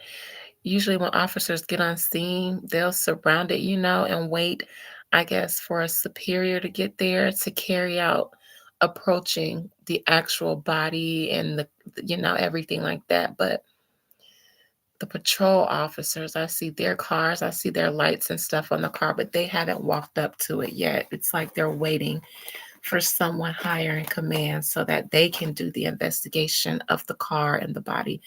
That's what I see when I call up Zack TV. Zack TV,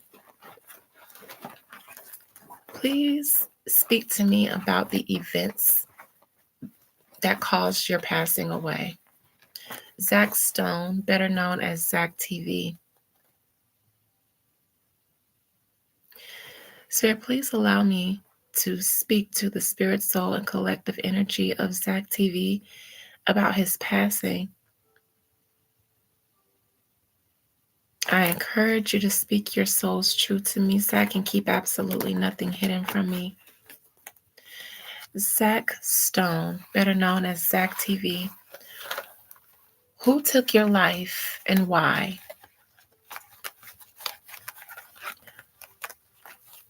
Who caused the ending of your life and why? Why were you unalived? Did it have anything to do with anything that you did directly, or was it really just a misunderstanding and bullets meant for someone else, not you? Zack Stone, better known as Zack TV. What caused the circumstances of your passing?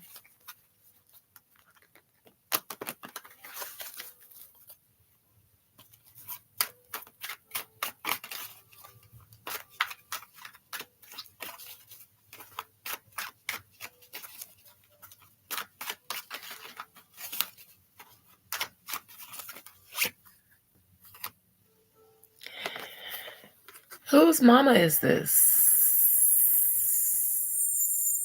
Kanika's mother. Somebody's mama. I don't know if he had a baby's mama. I don't know if this is his mama or if this is Kanika's mama. Now, Miss Thompson, to you said Kanika mom warned him too. So this is somebody's mother in his present position. It makes me feel like whatever woman warned him was his final warning.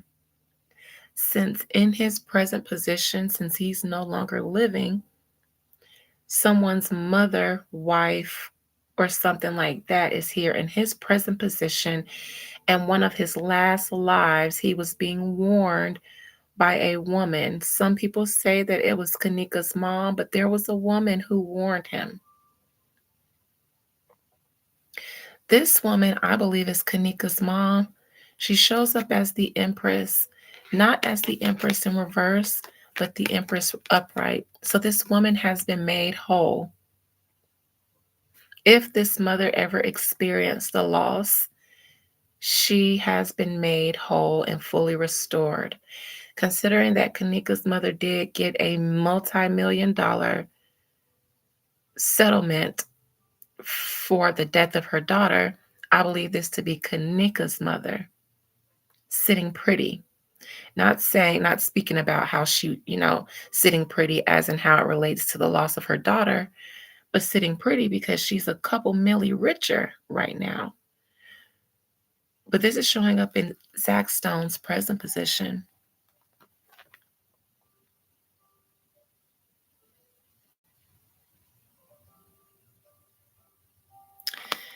Challenging Zack is this Two of Wands in reverse. Stuff getting lost, evidence getting lost, information getting lost, switched around, lost, really, mishandled. Whatever Zack TV was investigating as far as it related to Kanika Johnson, he seemed to have been highlighting a lot of not just inconsistencies, but evidence that was purposely not supposed to be brought up. The way the officials handled that case was the way that they intended to handle it. But when armchair investigators get involved and they really start digging around, maybe they find things that were purposely buried. Now they bring it out and make the general public aware of it. Now you have more people asking questions about things that were purposely hidden. Things that don't become questions don't require answers.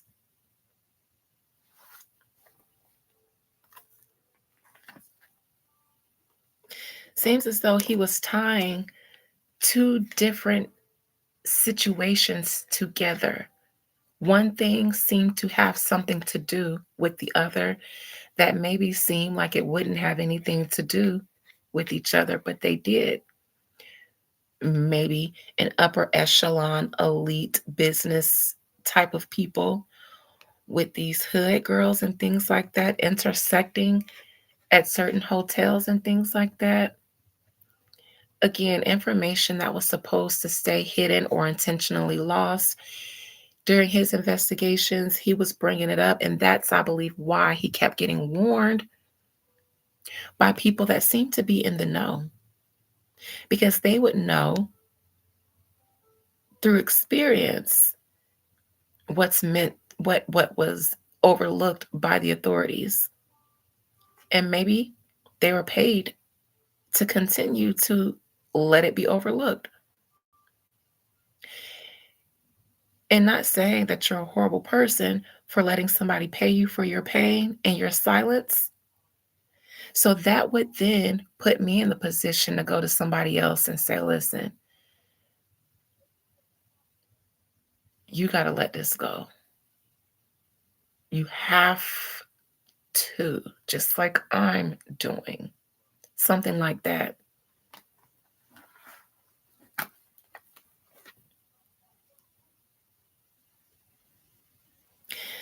Curious about the friend that was with Zack TV.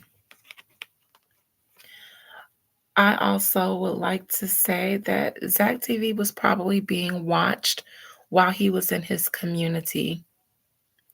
I don't know if he ever experienced seeing cars following him, seeing people watching him or following him, but there was. While he was riding around in his hood, in his city, a place where he probably felt safe because he was most familiar, I believe that they were there in his hood, in his community. I also believe that there is a lucrative business that Zack TV might have been uncovering in the hood, a lucrative business that's set up out of the hood. And I mean the Hoods Incorporated. I think somebody that would not regularly be seen in places where Zack TV lives was there. Seen or unseen, they were there. I believe keeping tabs on Zack. I also don't trust that friend that he was with or a friend of his. There is a friend of his that abandoned him a long time ago. Before the day Zack got killed, this person had already turned against him. But Zack didn't notice because this person was still around him. But this person was willing to leave Zack out in the cold prior to this. So it feels premeditated and it feels like there was some help from a friend of Zack, someone who was with him, maybe the person who hopped out of the car, if I'm thinking about the right case. When his car was shot up and they're still alive today. Oh no, that person passed away too now, I believe. The person who was with him and survived, they passed away too, I believe. Somebody correct me if I'm wrong.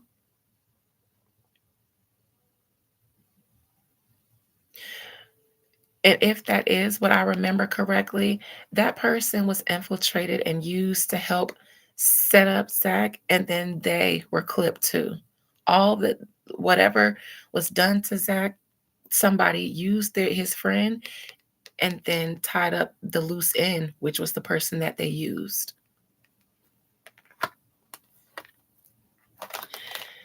The high priestess. As a result, there is one person, a psychic, a medium, out of all the stories about Zach that's been able to tell exactly what happened. And because I'm on a public platform, the same platform that Zack TV used, I could easily draw the same eyes that nobody would think would watch a Zack TV. They could watch here. As it relates to Zack's death, after his death in the future, there's a high priestess that enters the picture. So if it's not me, there will be another psychic or oracle or woo lady that'll be related. Other than that, the same entities that could watch Zack's platform probably are watching another platform that's related to him. Because for what he couldn't say, because he couldn't dig it up and investigate all the information before he was taken out, someone like me could close my eyes and say it.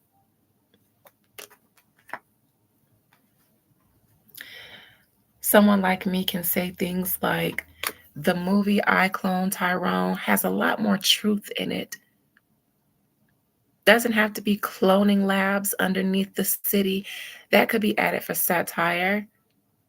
But elites, the wealthy, the 1% coming to the hood to, do business with, the thugs in your community, to have cheap sex with beautiful, youthful, young Black women.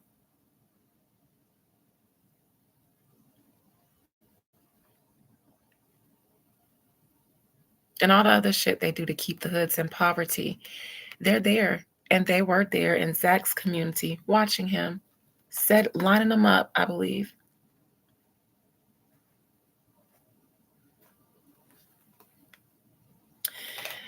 Crowning Zack was his investigation, and he was on to something. He had already passed the page stage.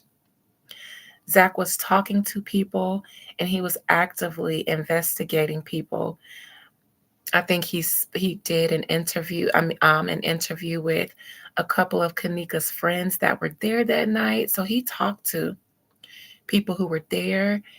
He had, on the ground, word of mouth information and knowledge and things like that, which is how he was able to come up with scenarios and details and things that were intentionally meant to not be brought up by the official authorities on the case. But he was on it passionately and aggressively. And I think he was stopped. I think he wasn't supposed to go any further. And I believe that they started lining him up from his platform. Obviously, we know that because people were calling into his platform to warn him about the safety of his life right here on YouTube.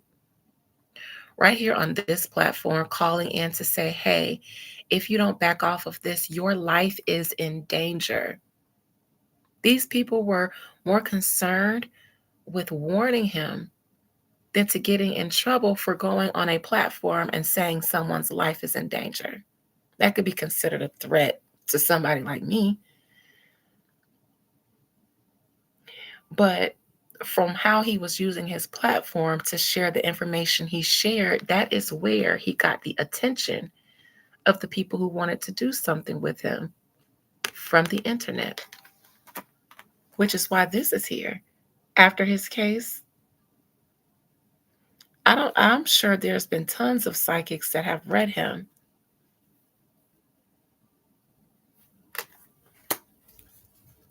But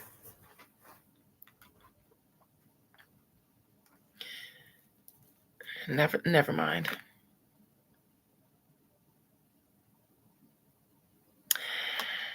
I wonder if Zack wanted to move, if he had any intentions to move really quickly. No, this isn't Move Town. Zack was moving on from that case. After he got warned, he got the picture. And he was going to, I think he even said in some of his last lives, he was going to drop it. He was. After he spoke to Kanika's mother, because this would be Kanika, this would be her mother, and this would be him trying to get justice for the both of them. But due to a warning from her, he's going to just move right on. That's what he was doing at the time of his passing, moving on from aggressively pursuing that investigation. Someone in the know definitely warned him. Messenger. Someone who had the position to be able to warn him because they would know exactly what kind of threats he was facing, and he listened. So this is the messenger, the page, a woman sending him a message, and this is him receiving it and sending one back saying, say less. I'm done. Hopes and fears and what's never going to happen is him being a way to walk away from that case with all that information he had gathered scot-free. And we know this is the hopes and fears, but also what's never going to happen because it never happened. He was never able to walk away from the 8 of Cups and just sit with the 9 of Cups by himself with all that information. No, that was a hope for him, a fear for them, and it never happened because it never happened. He got taken out. Outcome. There seems to be a promise that was fulfilled or an omen that was fulfilled despite it being accepted. His spirit is almost like, I let it go. but it's still not here. He's still not here. The problem, though, is that you had already learned too much. You had already heard too much. You had already said too much. And after that live, when you got warned, so many more people were going to come out wanting to know things rather than let you fade off into oblivion. No, they weren't going to let you live knowing that you knew something so important that you got threatened for it. And nobody's going to risk you sitting around with all that information that they need to be buried, buried, buried until it decomposes into nothing. Nobody trusts. Yeah, you had to go. Even though they acknowledged that you accepted it, you still had too much information. People had told him things. Some of the friend group had told him things that they shouldn't have said. Maybe told him things and then learned after the fact that they shouldn't have said some of the things that they said. It seems some people thought they were just saying harmless things. They weren't giving too much of anything.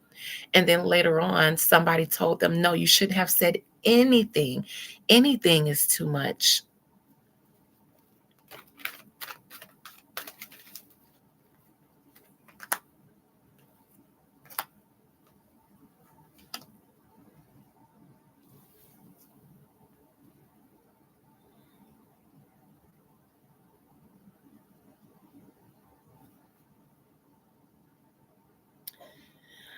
I believe somebody wanted Zack TV to not be able to disseminate, share, withhold facts. I believe that there were people who were instructed and paid to create scenarios.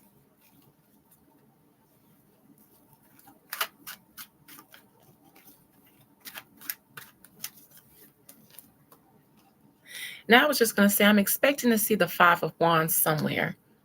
Here it is, clarifying the outcome. Because it was supposed to be this fight between Zack TV's friend and some other people that went on inside the club, and Zack left early because shit was popping off. He left. But he had to come back or wait for his friend or something like that. I believe that that little melee was set up solely for one person, and that's Zack.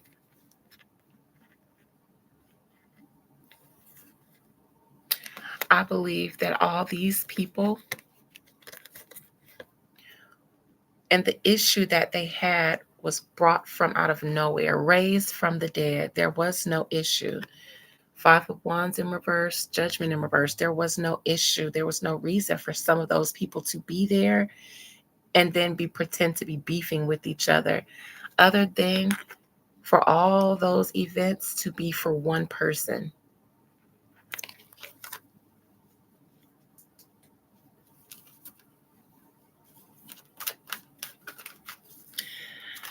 I believe someone came in between these two friends. And by these two, I mean whoever was a friend to Zack, I believe he was infiltrated.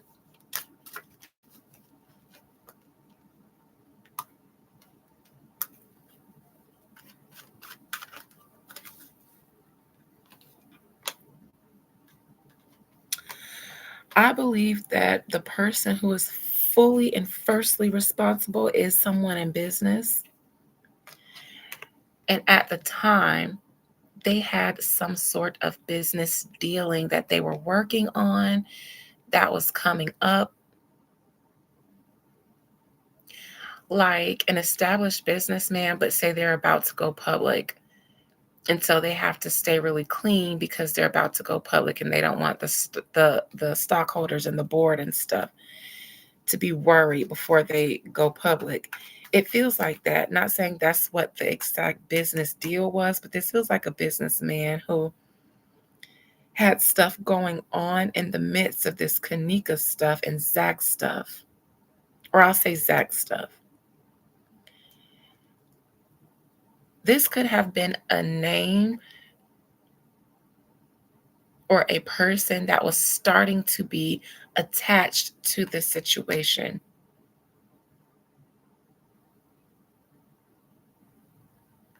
Like Zack may have been getting close to being able to say a name of someone that probably did this, and that someone would have been a businessman who, at the time of the Kanika situation, or the year or the time around the Zack situation, specifically the Kanika situation, would have had some business dealings up in the air or being implemented at the time. The High Priestess in Zack's near future. That also reminds me of the silence of the law. No. This is somebody that probably is on to something when it comes to the Zack situation. Could be me, could be other psychics or the psychic community. This person is on to something here. If it's me, it's because I'm probably already being watched, because they know that the things that I say usually show up. So they know to watch all the other things that come from that same garden because it's fruitful. They usually say things that are very true and have fact, can be proven in some way.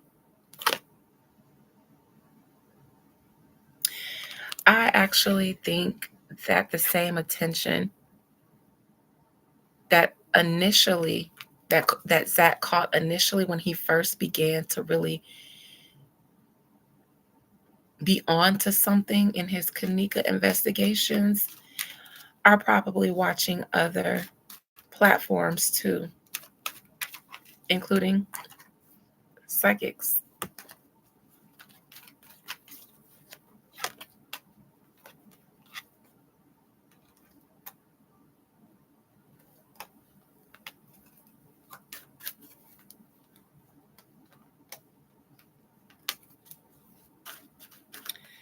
Six of Swords here. That's him saying, bet, I'm going to just move past it. I'm not going to investigate it anymore. Now, see this, remember this in the hopes and fears and what's not going to happen? I said there was no way he was going to walk away from the 8 of Cups with all that information to the 9 of Cups. Being able to just sit there with all this tea he had accumulated and keep those secrets hidden behind this curtain. That's what he planned to do. I'm going to leave this case alone. I'm not going to dig into it. And whatever information I have, I'm just going to sit on it. That's what he was planning to do. He was afraid of his safety and security. Even so, in his town.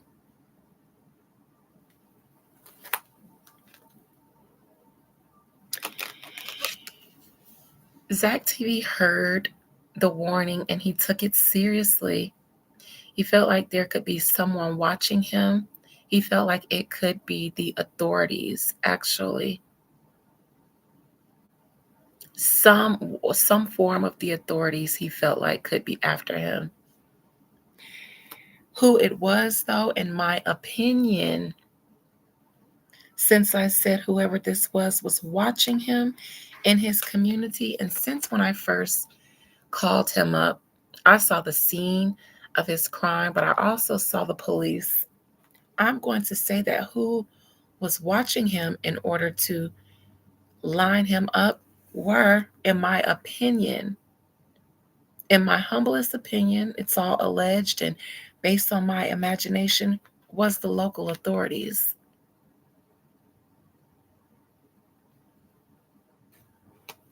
In my opinion, some of them act as a hitman squad. In my opinion, some of them do. I believe the local authorities have been watching him, keeping an eye on him for the opportunity to set everything up. And I believe that the local authorities would be the best at soliciting the help of a local gang or gang members or local thugs like that. They have an intimate relationship, the police and criminals. So they know who to go to for this, why this group of people would be the best to do it, because they might have beef with East 63rd, and Zack TV is affiliated with East 63rd, so with his friend. So if we make it seem like his friend and East 63rd have beef, and we know that Zack is going to be supporting his friend at this night, we can let East 63rd come shoot their shit up, and we won't show up when we're supposed to, or we'll, accidentally overlook clues or evidence or stuff like that. I believe a scenario like that happened.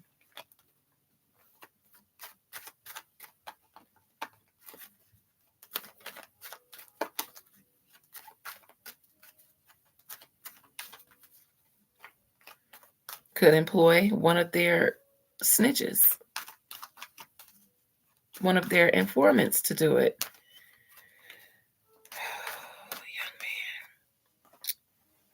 Now, I want to look into the Empress in the present position because I think that's Kanika's mom.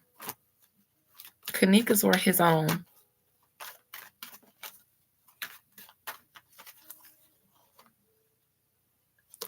His car being shot up.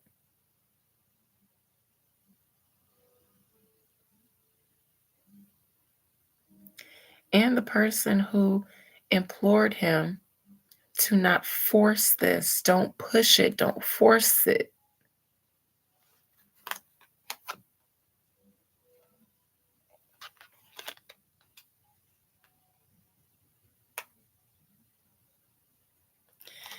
This person would have showed up on one of his social medias,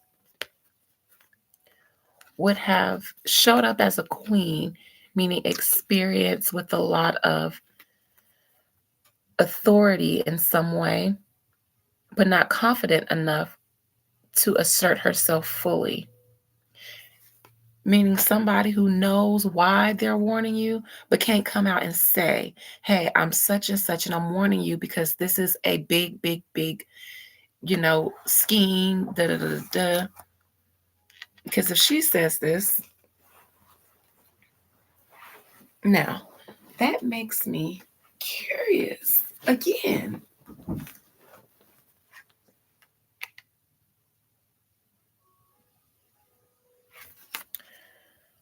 Let me see why we can't really assert ourselves.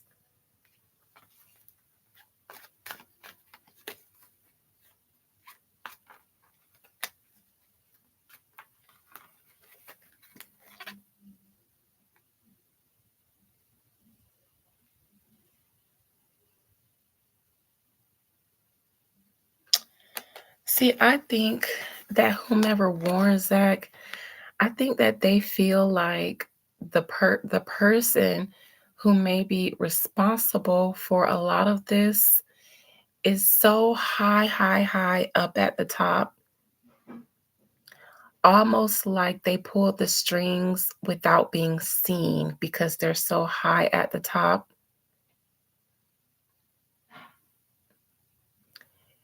Not even the emperor. It gives me emperor energy, like this is a boss, you don't want to mess with them. But no, this person is so high and so far removed from our community and our reality that they seem like a monk, worlds apart. They're a part of the elite, the 1%.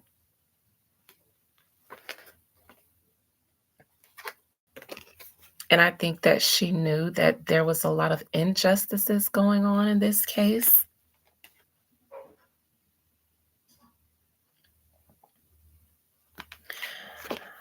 And I think that this woman had learned to be happy.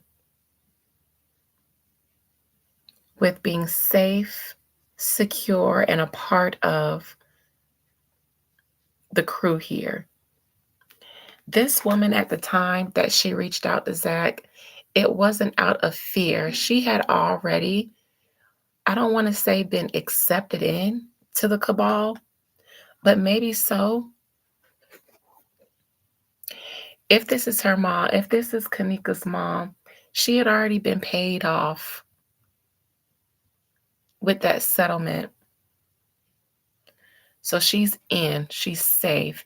And by the time she would have approached Zack, it wouldn't have been from a we're scared, let's tiptoe. It's more of a you don't want to mess with these people. Like, I get it. I get it. They look what they did to my child, but you don't want to mess with these people. And not from a fearful place, but from like a somebody that's in the know, one of them. I'm going to say, and it's something that I wanted to say when I read Kanika, and I might have tiptoed around it. I'm going to say, and I've shared this before, when my ex friend Natasha, some of her kids, her son was in a gang. He called himself a blood, and her kids were telling me that because there had been a lot of crime, a lot of gang activity in my town at like between a couple of years span, like 1 or 2 years, it had gotten really bad here. The deaths and the crimes and stuff, and most of them have gone unsolved. And for my town to be so small amongst the Black community, it's like there's no reason. There's no way that I can fathom nobody knowing, because everybody know everybody here. It's a small town. The Black community ain't but so big. So in my mind, people aren't telling because they scared. Now, Natasha's kids told me that if, for instance, you have a son and he's in the gang and he done got himself fucked up in some street shit, and it's been sanctioned that he finna be taken out. I was told by one of these little thugs that they will approach your mama with a bag, 150, 250,000, because they finna take your child out. And because they lived that life, they live by the code, they gotta go by the code. And so it's like an insurance payout and a payout for your silence. Don't go being a freedom fighter and trying to get justice on this. Be real quiet about it. Your child was marked and they got themselves into this, and we'll come after you too. So take this money. And I heard that they be taking it. And so that explained to me why shit don't get solved in my little town when there's no reason it shouldn't. Um, that's what they said. They said the families be taking it because at this point, these mamas be tired of their kids. It's usually the sons. They be tired of their sons in and out of jail, not going to school, being in the streets, being in the gangs. So it's like somebody show up to their door with 250,000 because they finna take your child out when he been a hellion. It's almost like it's to some people, it's not even worth trying to pursue justice on because the police, they said people be taking it. So with that being said, imagine that happens on a higher scale with more public crimes. Imagine your child passing away the way Kanika did. And then you as her mother attempt to go down there and raise holy hell about your child, but then you find out that you can't because you hitting brick walls, and you find out that getting justice for your child will never happen. In fact, you'll join her before the people that should go down go down. And we don't want to get the NAACP. We don't want to get Ben Crump, and we don't want another Black Lives Matter situation here. The hotel doesn't need it. The businessman doesn't need it. Nobody needs it. Okay? None of that's going to bring your child back. None of that's going to take the pain away. But what can help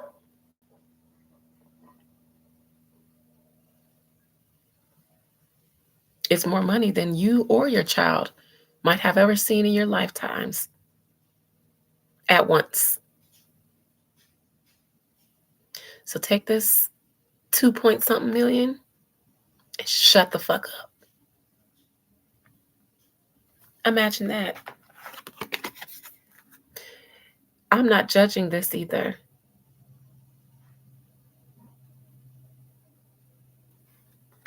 I'm saying I think that that's what happened. Hence the need to warn other people when you see them trying to do what you were paid not to do. You might want to warn them too and say, hey, I can't necessarily say who I am right now and put you out and put myself out there, because I've already joined the winning team. But I'm saying, baby, don't do this. That sounds like a mother who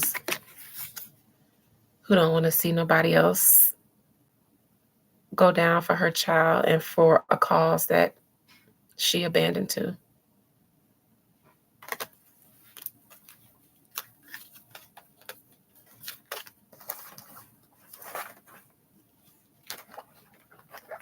Questions, concerns, comments?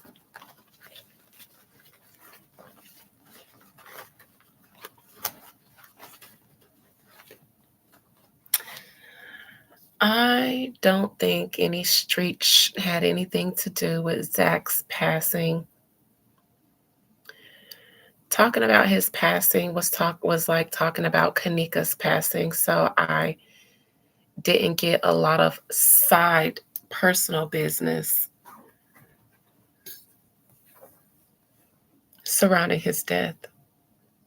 I got the Kanika business.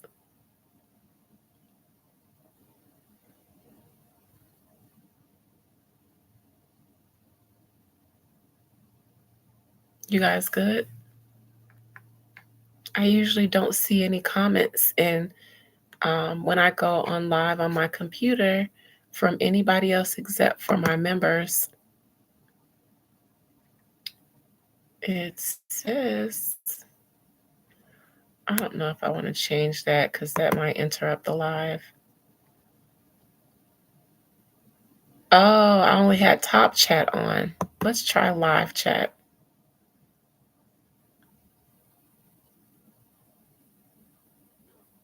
Okay, I just turned on live chat. Yes, Daquan, it sure is.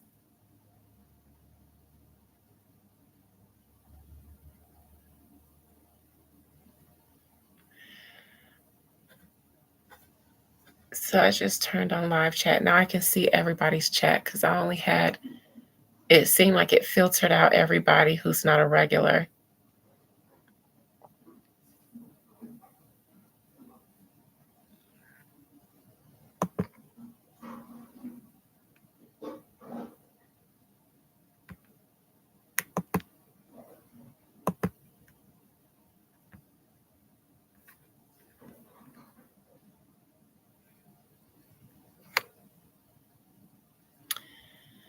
Okay, well, I don't see anybody saying anything, so I suppose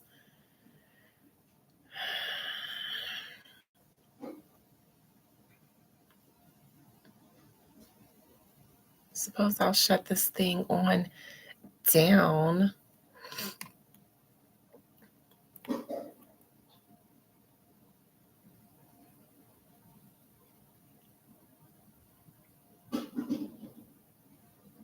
Okay, well, this is fun. If anybody else is saying anything, I can't see anything in the chat. I tried to turn it on so that I can see everybody's chat instead of just, oh.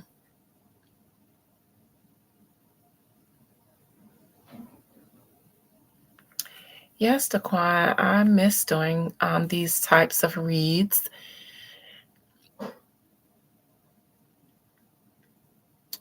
I suppose, I don't know what made me do it today, other than the fact that I don't have my phone and I feel so, I don't know, I just feel so lost.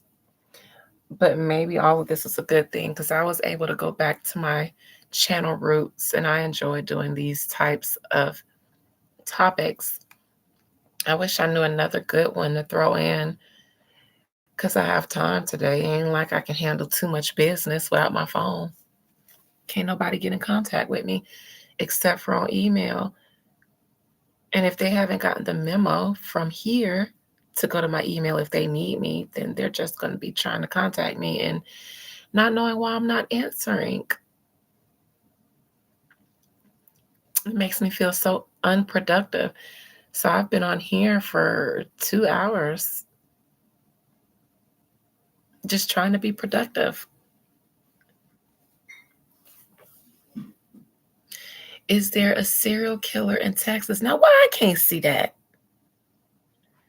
Okay. If anybody doesn't mind letting me know when people ask something interesting, because I don't see nothing but my top fans. Let me see.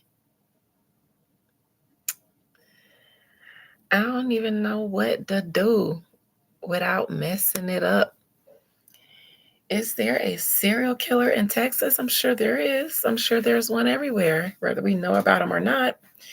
Let me add, it was a Black girl just found in the bayou, and they're saying it's been a bunch of missing women. Okay. Well, let's see here. Daquan, this is why I like going live on my phone because all the comments come through, the good, the bad, and the ugly. The benefit of this is that I only see you guys. I don't see not one troll, but I know they're here, but they might not be. Who knows? Okay. A serial killer in Texas. Since I can't switch screens to go to my good Judy Google, I'll just have to raw dog it. She was a junior in college. Okay.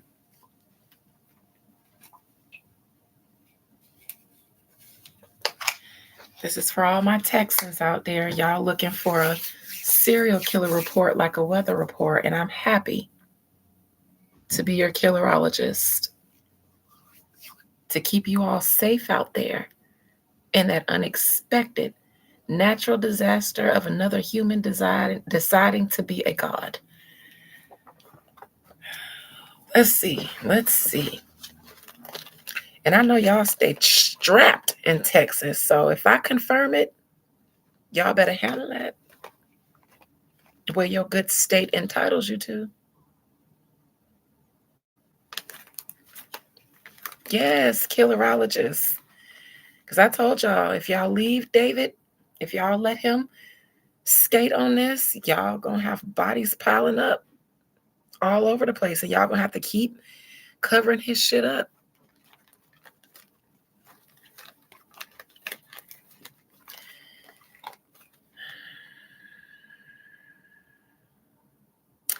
Spirit, is there currently an active serial killer loose in Texas? I know that there are serial killers made every day. Sometimes somebody wakes up and decides today will be the day. But are there any active serial killers in Texas right now, actively unaliving women? Anybody really?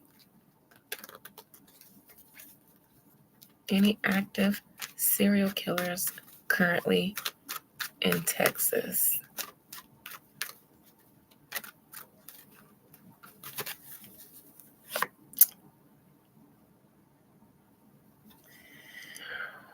Well, I'm going to say yes.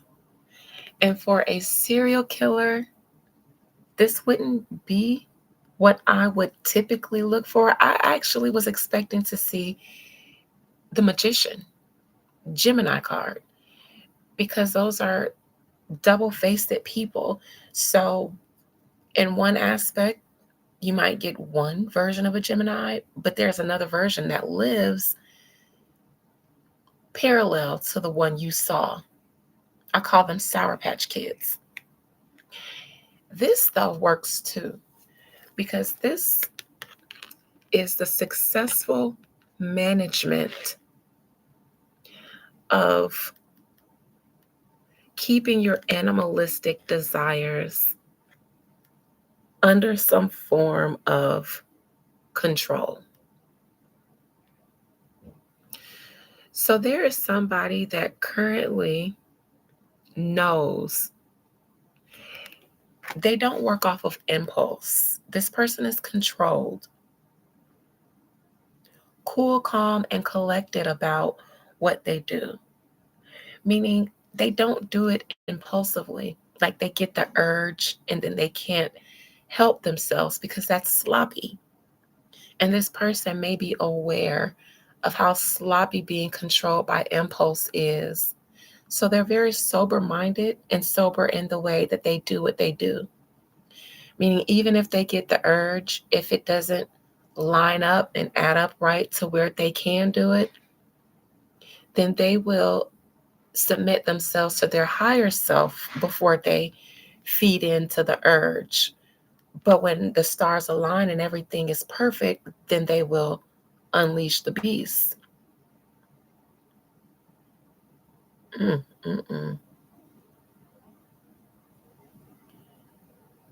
13 minus 4, 13, 12, 11, 10, 9. Another 9. This September eclipse on September the 9th, 9/9, is really doing its big one.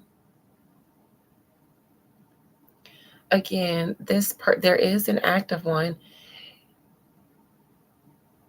And currently, they may actually be having to hold back their urge now. If the bodies are being found, then that person is having to hold back their activities now and appear normal.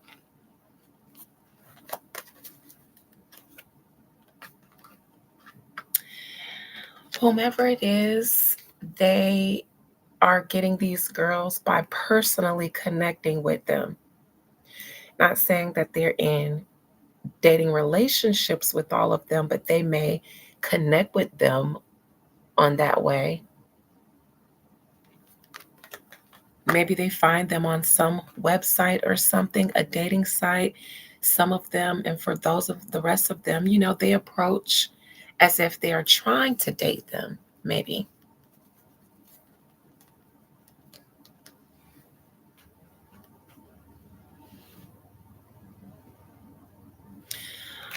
In the past, their dirty deeds have largely gone unnoticed. They're not a beginner, or I won't say this wasn't their first time. They've done it before. So yes, they're a serial killer. Whomever they are, they did it, got away with it, and have probably elevated and grown as a serial killer since their first time. Here's the magician. This is what I wanted to see for a serial killer, especially the magician in reverse. Unfortunately, that person may do it again.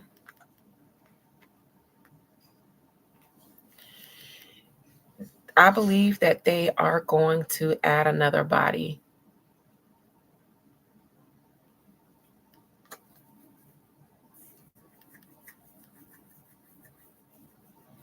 It's a little bit more riskier now, but they're going to do it again. Now, crowning them, 10 of Pentacles. This is all the life that they've been taking from the community.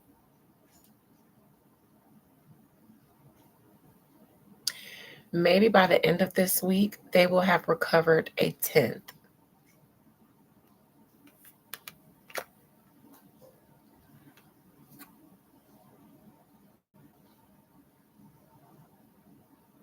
Oh, he said 13 bodies have been found, 4 recovered this week, which leaves 9 that they have already recovered. All right, so below. This person, they live close to wherever these bodies are coming from. I don't know what part of Houston this is happening in, but this person lives in the community close to where these girls are either being taken from or where they're being found. They're not far. By the bayou, this person ain't far. This person isn't far. They even engage with the community. They come across as nice, like a quintessential serial killer. This killer isn't one that's weird or that's clockable easily. They have something about them that makes them seem a little normal. That's why I call it the quintessential serial killer.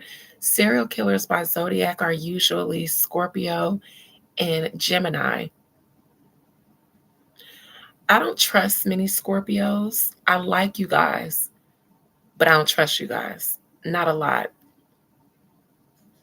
Not even in a bad way. I just understand you enough to know don't put too much stock into certain things. Geminis, I was married to one. I don't really have anything bad to say about them other than the fact that they make up a lot of serial killers. And I can see how that happens.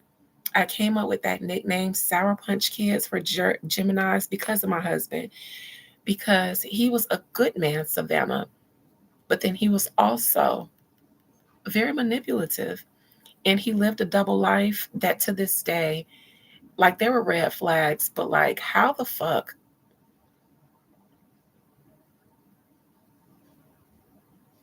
Even when he slipped up, I don't know. I start to feel crazy for thinking because he was such a this way at one time, but then a whole complete like a narcissist the other time. And it really could just be, I don't use that word lightly, but no, he literally went from a great, good man.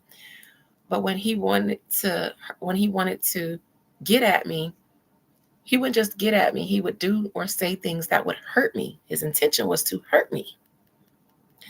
But I'm saying that about someone that I call a good man. So that's how Gemini works. He was a good man, but when he wanted to hurt me, he wanted to hurt. And so he would use whatever he knew would hurt me, like family traumas of mine, childhood traumas. He'd absolutely use them. Leaving the bar to go to the gas station for a drink, but left her phone with her friend. Okay. He's meeting them out, socializing and stuff.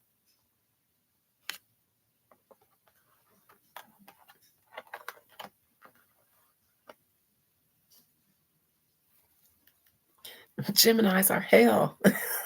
I'm an air sign myself. So they don't give me hell like that. They just, I'm not finna play with y'all like that. I'm not finna play with no Geminis like that because y'all like to play.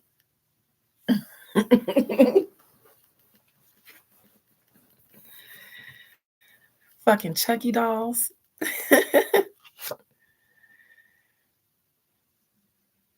In the position of how he currently sees himself, a ladies' man.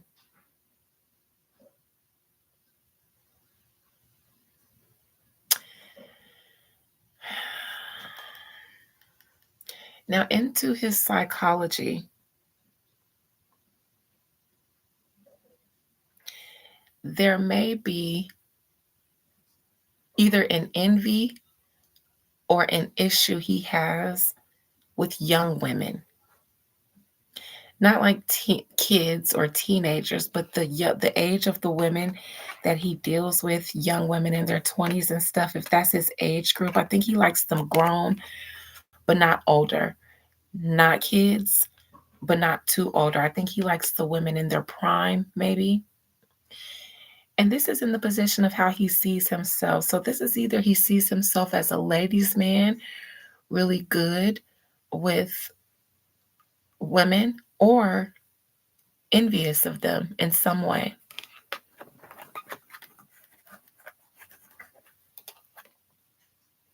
How others see him, they don't see him as that.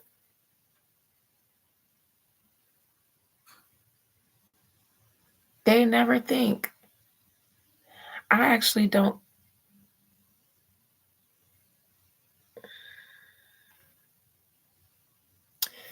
This person has a dog. They probably like to take their dogs on walks often. People like them. While all this is going on, they still go on their walks with their dog through their neighborhood. They may travel often. Like if they're ever found and someone interviews their neighbor say something like, well, I never would have thought. I wave to him when I see him out walking his dog. Only thing is he does travel a lot. Someone may be able to say that.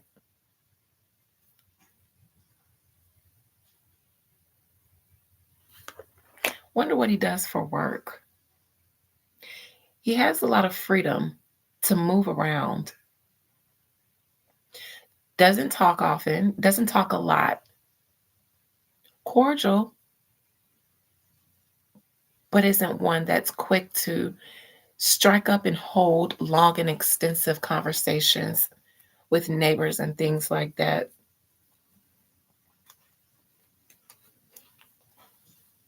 Hopes and fears and what's not going to happen.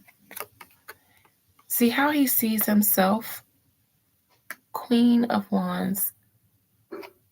What's not going to happen? Queen of Pentacles. I don't think he likes a woman of a certain age.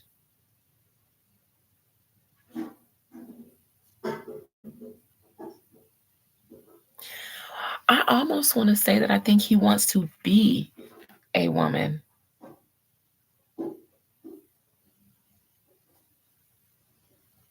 Nevertheless, he's not interested in women of a certain age. Maybe 35 and up, you safe. I don't know. This man is going to keep working. I don't know if they're ever going to find this one. His outcome is to keep at it.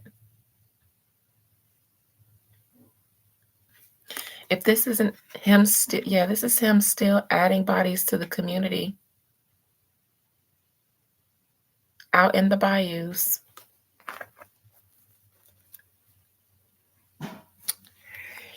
He may work somewhere in the bayou.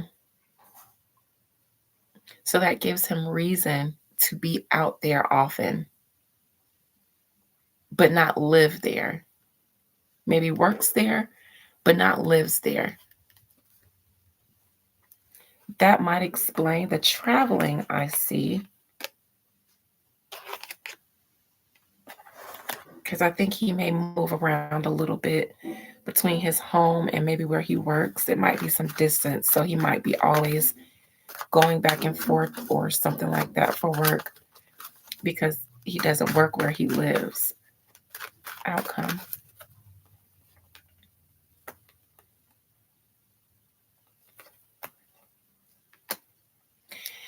This man is very much self-controlled. Since the block is hot, he will completely, here, Daquan, since the block is hot, he will completely control his urges for some time. Once the coast is clear, he will resume.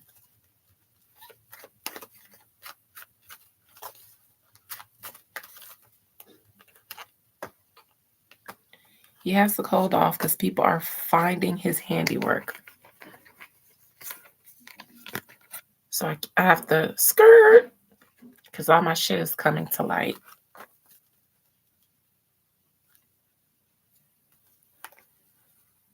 Now, this is investigators talking about women being found in the bayous. The investigators going to the bayous, honey, finding bodies.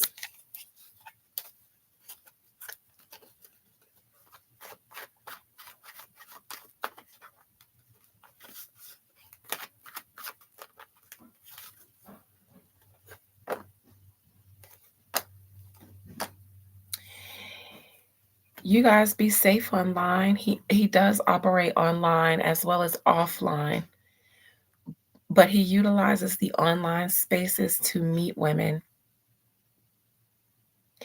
He's not old. He's not young. He could be anywhere from his late 20s to mid 40s, early to mid 40s. He has an established job. He has a home. He has a job that keeps him close to the bayou. And yes, he's familiar with the areas out in the bayou. Spent a lot of time there. He knows that place.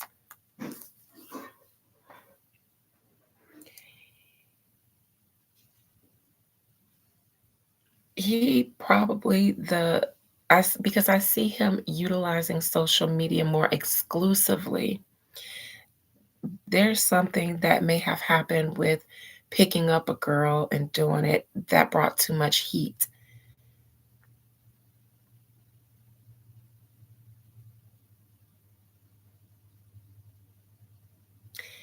He also may diversify and veer off from his usual routine. Like the women he goes after, he may actually switch it up to not draw so much attention to his pattern. If there is a pattern in the type of women that he chooses, he might switch it up.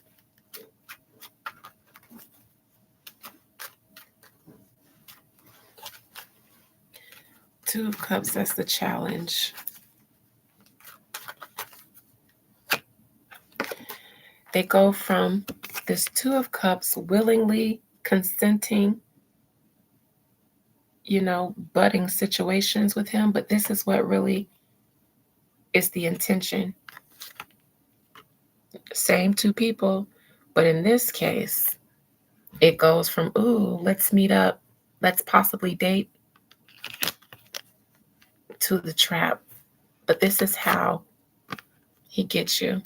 So be careful, you ladies who are on the dating market.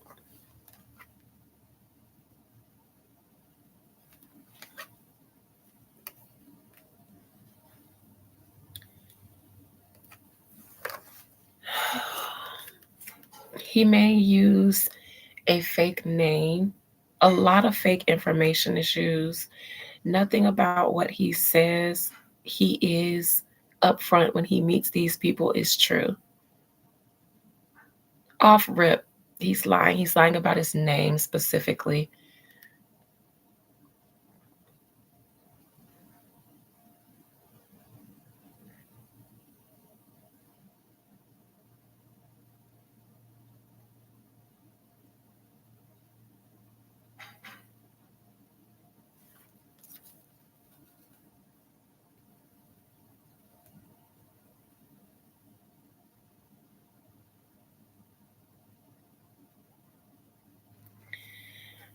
And I see alcohol or some substance here. So if there was some lady who was just taken from a bar, I see alcohol or some substance being used here.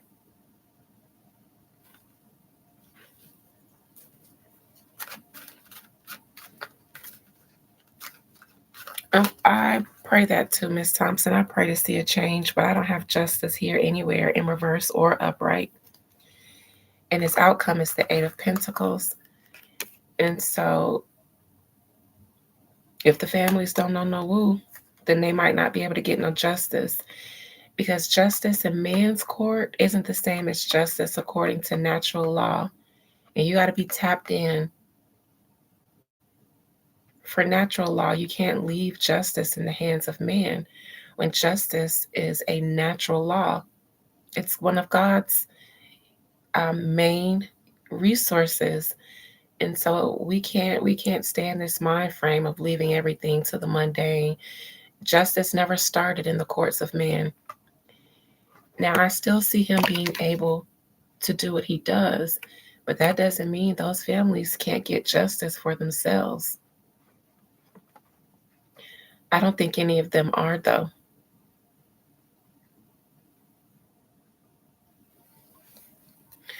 Not enough people use their power in their day-to-day life. People still look at it as a taboo, but there isn't a part of my life that isn't fully immersed in spirituality, magic, ritual, occult, all of that.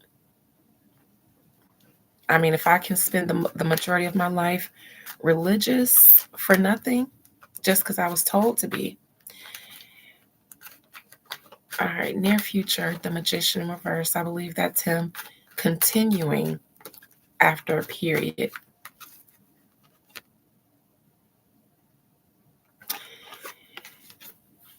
He's going to wait until they find the majority of the bodies in the location that they're looking for. They have to continue digging up bodies wherever it is they're finding them.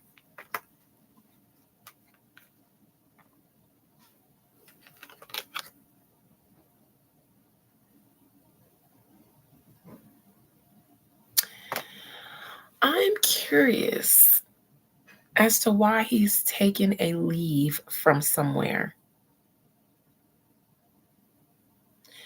This man seems to have taken a leave from work. This doesn't even look like an unexpected vacation. This feels like a leave. Maybe put in a whole bunch of vacation time just so that they don't have to be around the area when they're finding these people, I feel. This person might, again, I have to say, this person may have a lot of ties to the area that they're finding these bodies in. Currently, and within the next few weeks, months, however long they're out there, this person is not going to want to come back to that area.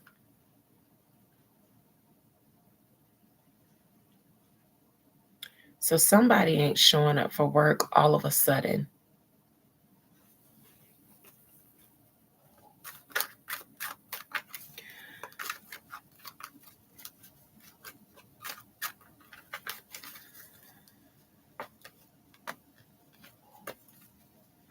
Did somebody survive or get away?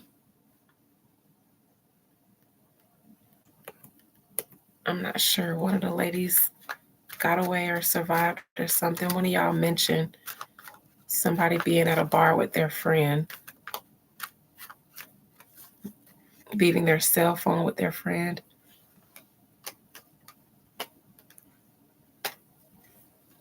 Was supposed to be going to meet some guy, maybe.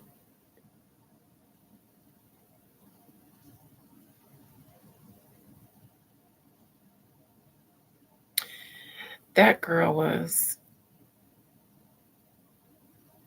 This man is kind of strong. He can carry them to whatever location he takes them to. I see him carrying them in his arms. He doesn't drag them, he carries them.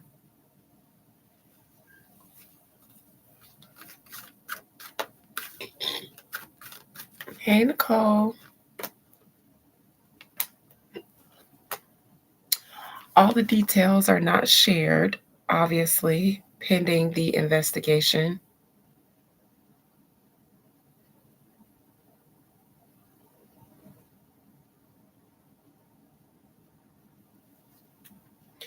You said gas station. I wonder if that's why I said some sort of chemical here. That could have been the gas station.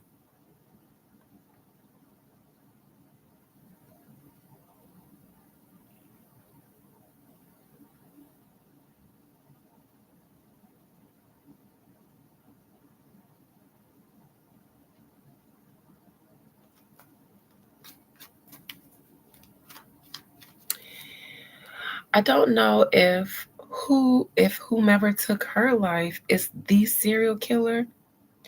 My question was, is there an active serial killer in Texas? Yes.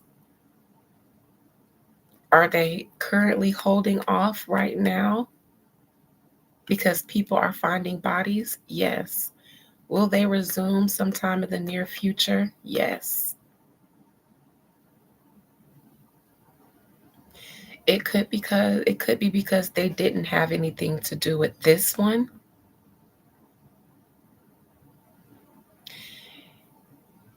If he didn't have anything to do with this one and the police find the person who did this to this girl, that would make him feel safe to go back out. And that will explain why I see him switching up things, because it has to look like the serial killer just got caught and locked up. He switches up the program, then police are unassuming again. Now they got to wait until a pattern pops up. Then they have to decide if it's the same one, because when they bring in their profiler, it's like, well, this was this killer's, MO, but this killer is killing this, so it must be two. This situation will shake them up. I don't know if this Jade lady is their handiwork, but the other ladies that they're finding out there is definitely the handiwork of somebody who will get a chance to keep working. Whomever is the active serial killer right now, whether you guys know about what he's done because they're finding bodies or not, he will continue. So they won't find whomever I'm picking up on. Now, if you guys wanted to know what happened to Jade, I'd have to ask that. But there's one on the loose that's active. And moving forward, if they haven't been utilizing social media, they'll utilize it a lot more. When you meet women off social media, to be honest, it gives the women a certain impression. So if something happens to them, authorities find out that they were online dating, they all it I don't want to say that they dismiss them, but it's easier to trigger the idea of OnlyFans or escorting, even if that's not the case. I think that might just be one of the first things that come to mind when they find out that some of these women were online dating, and especially because a lot of the detectives are from older generations. So they don't understand how common it is to online date. They still look at it as like a fetish thing, something like OnlyFans or Craigslist or Backpage, where everybody goes to solicit sex and escort. So I think that's another challenge with protecting these women, is because maybe in a state like Texas, depending on what city this is in, still very much, conservative in social media dating, and women that meet men and agree to meet up with them because they met them on social media. A lot of older generations don't understand that. And so there may be a little bit of lack in urgency. It could be the new way that they used to treat street prostitutes. But now we don't have a lot of street prostitutes. Now the girls are online tooting and prostating. But the behavior towards them in law enforcement seems like it may have carried over. It has adapted. So you guys be safe in Texas, because I don't know. I don't see them catching the person that I'm picking up on. I see this person continuing to work.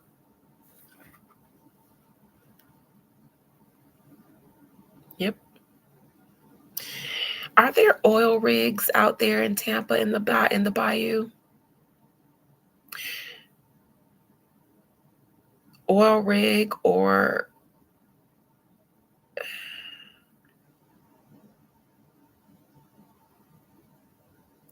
oil rig workers aren't home often. They have to spend months out on the rig right? Or weeks? Is it weeks or months? Are there oil rigs out there in the areas where they're finding these girls? I'll wait till somebody answers before I let my mind play around with the images in my mind anymore. Anyone know of any oil rigs or fishermen jobs out there where they go for periods of time and they're out there in the bayous and they might live there for a while and then go home, like a few weeks on, a few weeks off? I wonder what popular jobs are for men out there.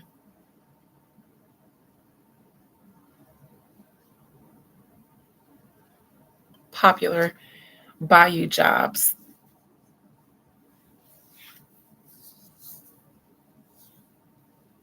No one knows about any oil rigs or stuff like that out there in that area, maybe even in a 20 to 30-mile radius of the bayou area. Definitely has coworkers, but whatever they do at their job, they don't have to work side by side with someone. They have coworkers, but like their job might be to work on this part of something. I can see coworkers. I don't see somebody that just works in hermit mode. This person would just spend a lot of time out there and be very familiar with it. And I think the time spent out there is through work. Yes, Miss Thompson, there are, it feels like a rig worker or somebody like that. That's what I see in my mind. I see somebody in one of those kind of job where, their work clothes might be slacks, overalls, jeans, boots. Bayou Petroleum could be somebody out there, not even playing. In my mind, I saw what I think to be an oil rig or some kind of fisherman oil rig job out there. I would say maybe an oil rig worker. I think so. I definitely do. I do.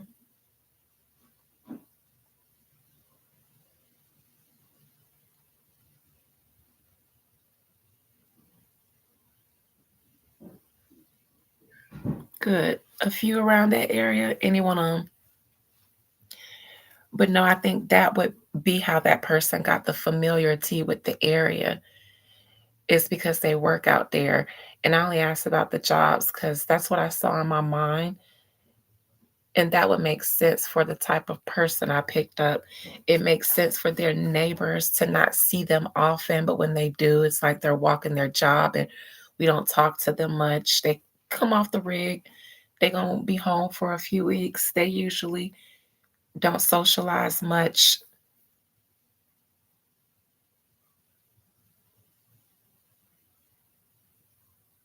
Well, let's see. To the person who actively is, or for the person who currently is actively serial killing in Texas, what is their motivation? You know what? Studying psychology doesn't necessarily, I don't think that it gives you insight like that into the mind of a killer. You probably have to study criminal psychology extensively and then do some type of interning or actually on the job training with something like that. I think the best way to understand psychology is experience with people and observing people and their behaviors. If you sit back and watch, you can learn a lot about the psychology of people, but I'm actually not a fan of Western psychology and the fathers of Western psychology because some of them have Nazi ties. And I believe Western psychology emits the soul from the equation, just like Western medicine. So, stuff like psychology, can a book teach you about the human brain or how human behavior works other than just observing?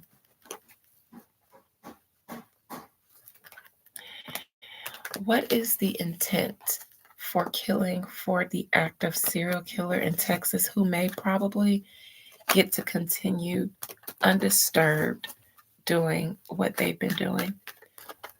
What is their intent for killing multiple people?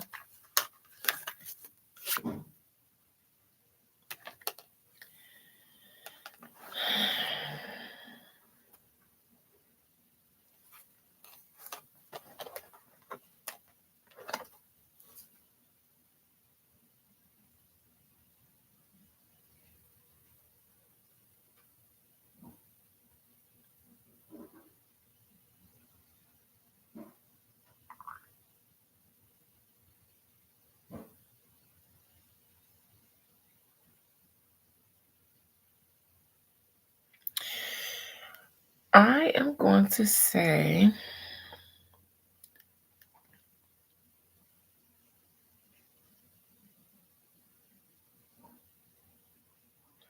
I think that this person revisits areas where he knows that bodies are. I'd like to say that this person might mourn afterwards. If it's not mourning, they spend some time out there in their grave, in their graveyard that they make by the bayou.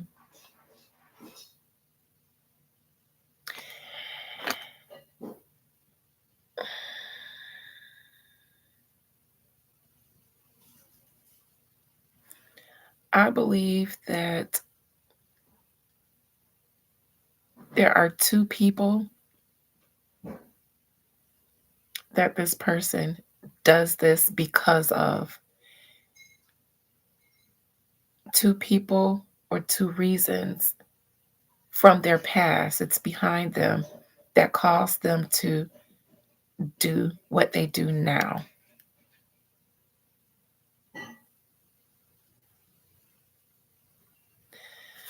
Those two reasons are not victims of this person, but the victims are victims because of these two reasons.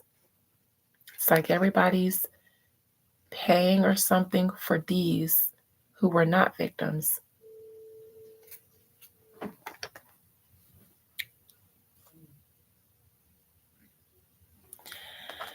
I think that this person spends a lot of time in the graveyard that they created again. I think that when they go out there, it's a very solemn experience. Again, I think that they mourn sometimes when they go to the graveyard. I think that they remember things about the bodies, the victims.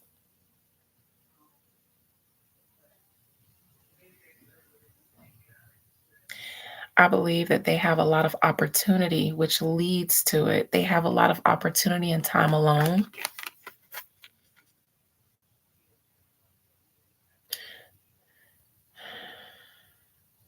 I don't think that they work alone, but I do think they have the opportunity to take a lot of alone time out there in the bayous.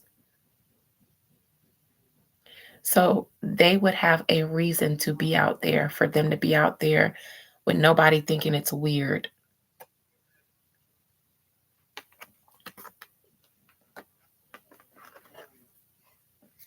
But this is the first card that came out with the intent, the judgment in reverse. So there is an element of a God factor, but not a God complex.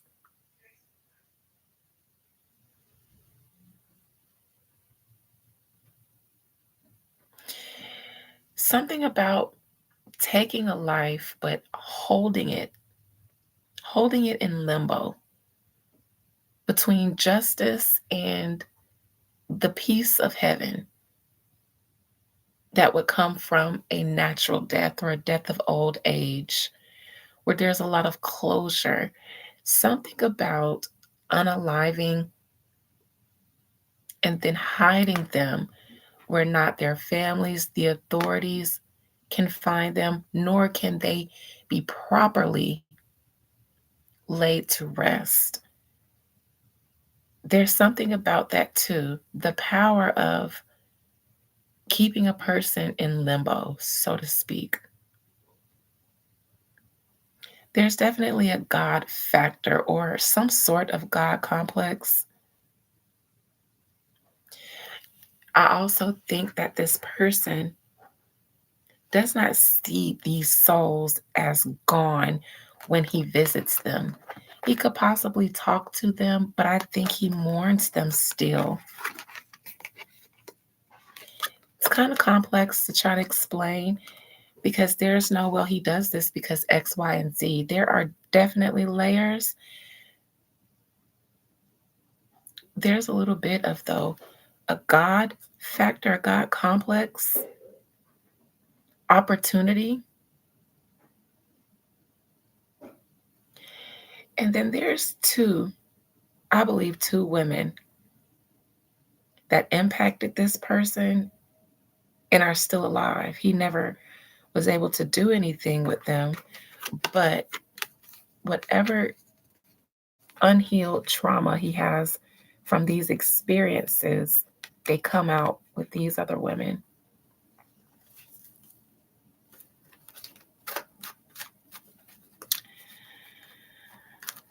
I wonder if he has some sort of repressed sexuality too.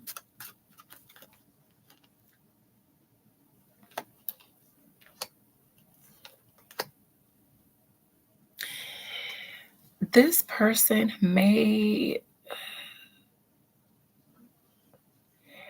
have started with people from underprivileged communities until they graduated to becoming good at what they did. I think that this person used to, their hunting ground used to be underprivileged communities until they evolved. It might have been easier to do it that way. Nobody cares about those people. But now he does people that people actually miss. He's gotten better. And that's unfortunate that I have to say this, but he's gotten better.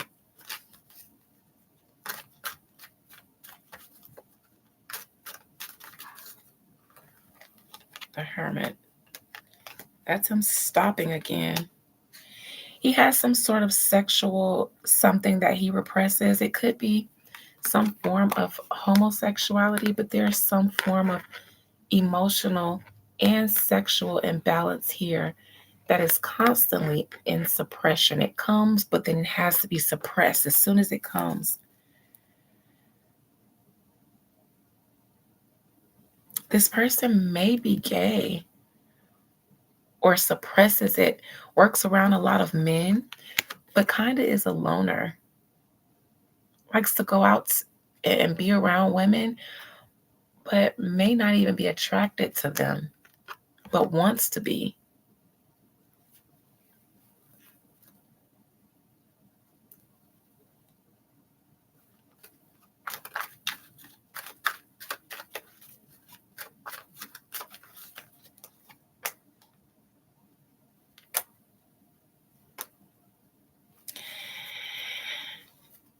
And speaking of repression, again, I'm going to say that his brakes are being pumped right now because of the friend from the bar, the lady at the bar.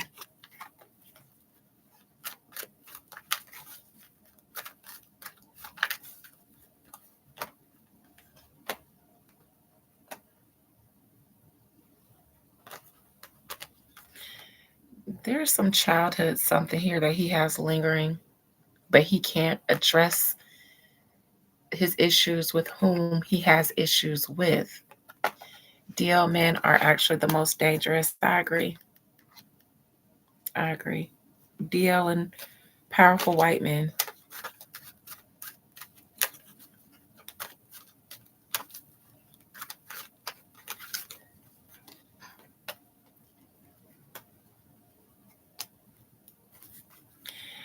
I don't think he has kids either. I don't think he has not one child. I think he's unsuccessful at forming heterosexual relationships and coming across as the masculine man that he needs to be. Something about that always turns into some sort of drama. Definitely kind of sounds like a deal, man, because even when they're in relationships with women, because they really don't want to be and probably resent the woman because they're with them, then there's always some form of like pettiness and arguments and back and forth that goes on because one person actually doesn't like you, but they're pretending to, even though it kills them to pretend to. And then you're picking up on their weird energy, but you're fighting for the relationship when they're fighting to actually like you. Then they end up resenting you and taking out their frustrations out on you. So that's what that feels like. It feels like that he's he pursues heterosexual relationships, but they end up messy and full of drama and stuff because he really doesn't like them, but he wants to.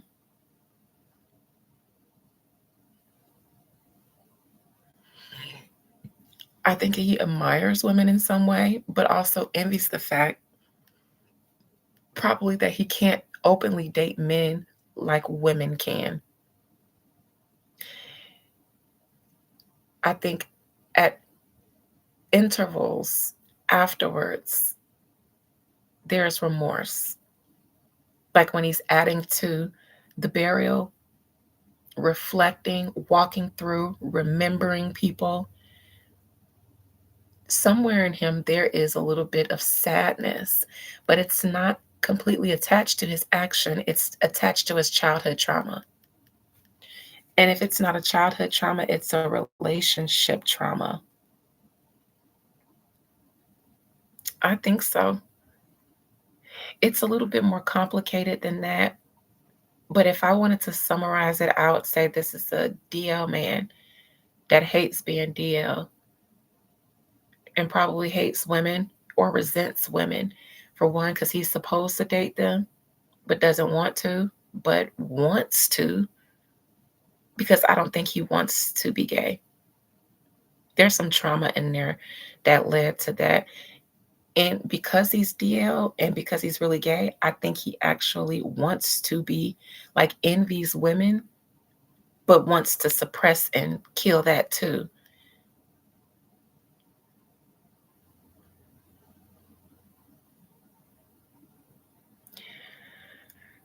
Again, I think he's going to start switching it up with the type of women that he chooses. Um, in my mind, I believe he may change the age group that he usually is into, the age specifically.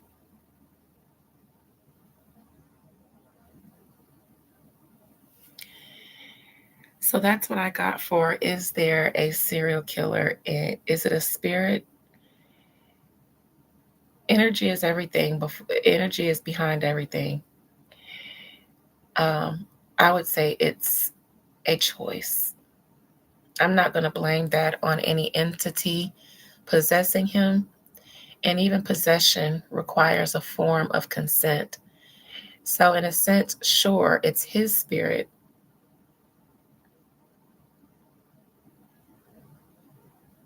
He's the perfect vehicle for every form of evil to inhabit because he chooses that. So if you choose to be a demon, well then the demons will find a nice vessel in you that they can use because you allow them to. This though, no. I actually don't believe that spirits create serial killers. I believe that serial killers attract spirits that help them be better at what they do. If you want to do it, let me help you.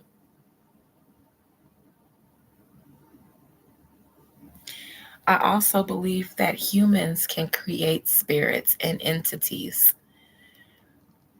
because God created spirits and entities and lesser gods and demons and angels. I believe we have the same capability by what's inside of us and what we manifest, which is why words have power. Because the Creator, out of its ideas, out of what was in its spirit, it just spoke it into being. And so, out of what is in your spirit, will you will into existence too. So, a lot of demons and things like that, even angels, I believe, were emanations from or manifestations of people. And I believe it's easier to create an imp, an elemental, a jinn than it is to create an angel, because we don't live in a world that is akin to the spirit. We live in a world where they want you to be mundane and forget about your spirit. So in this case, when it comes to serial killers, I think that that's who they choose to be out of their own nature. They just choose which version of themselves to act in. And most serial killers, they do both. They serial kill people by night, and then by day, they live very moral, upstanding lives. So it's their choice of what nature they really want to exist in. And then whichever nature they feed, it will take a life of its own. And that's another gem for some people who think that they've been cursed by other people or possessed by things. What if you're possessed by your own nature, but you don't like to acknowledge, or it's difficult for you to acknowledge that you have that nature in you? Um, and then every time it manifests, you think you're possessed when it's a part of your nature that subconsciously your higher nature kind of doesn't want you to be aware of, or that you hide from, because you would like to think that you're an angel. And so whenever you show up as a demon, you externalize it, when sometimes it's always you. It's just always been you. Sometimes you are the devil that you are afraid of, most of the time, to be honest. So, and that is my truth as somebody who works with spirits and does many consultations and services for humans. Most of the time, when I'm asked by a client, did someone hex me? 90, I'll say 80% of the time, no, no. But I will see the misfortune in your life, and I will see what actions, choices, decisions, non-actions, and stuff brought you to that place to have an active force working against your highest good. Sometimes we can be our own worst problem, and then we evolve out of it.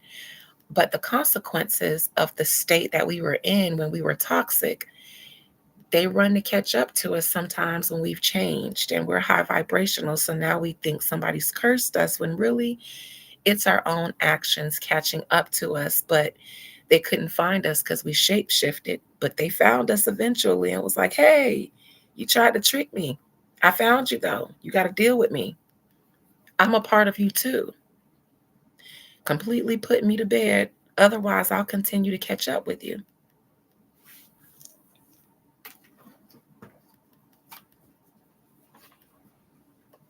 Fun fact.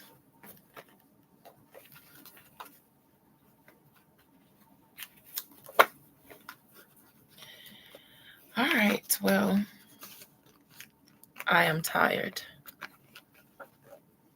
I've been on this live for 3 hours, and I did another one for 1 hour.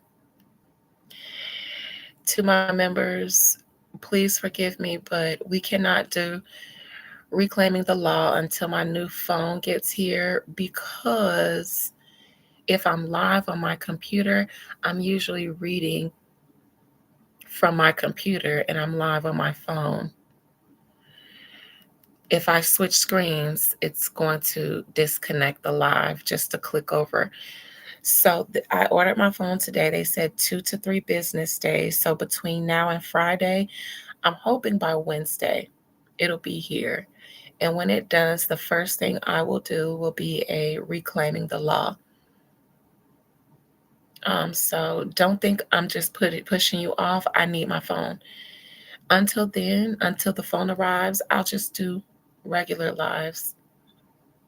I'm not going to completely abandon you guys because I've been in and out for a while.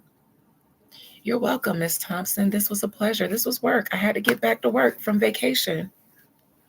And I appreciate you too. Daquan, yes. We try to clock tea around here all the time. I try to get it right all the time so that I'm not just here entertaining, but, dropping gems along the way. If I have dropped a gem for you, God bless you. If I ain't dropped nothing but a sunflower seed, I hope it's seasoned in Cajun seasoning. And when you pick it up, you can eat it and still be happy that you got something from here, a little snacky snack. So with that being said, I'll see you guys tomorrow. I don't know what time I'll pop up. You'll be here. Love you too, Daquan. Love all of you guys. Be blessed. Be safe out there in Texas, y'all. Careful, especially if you dating online. If you got you a new friend online and you scared, book a consultation and I'll check him out, honey, before you go on that date. Get you a protection gree-gree.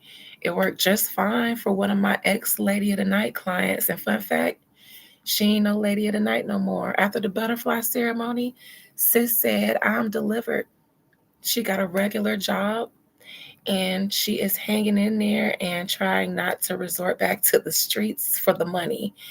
But she's been valuing herself differently since we've been working together. And so our lady of the night cousin, she ain't the lady of the night no more. She's a 9 to 5 girly. But that protection gree saved her from jail. And that was one of the other things that made her want to leave the stroll.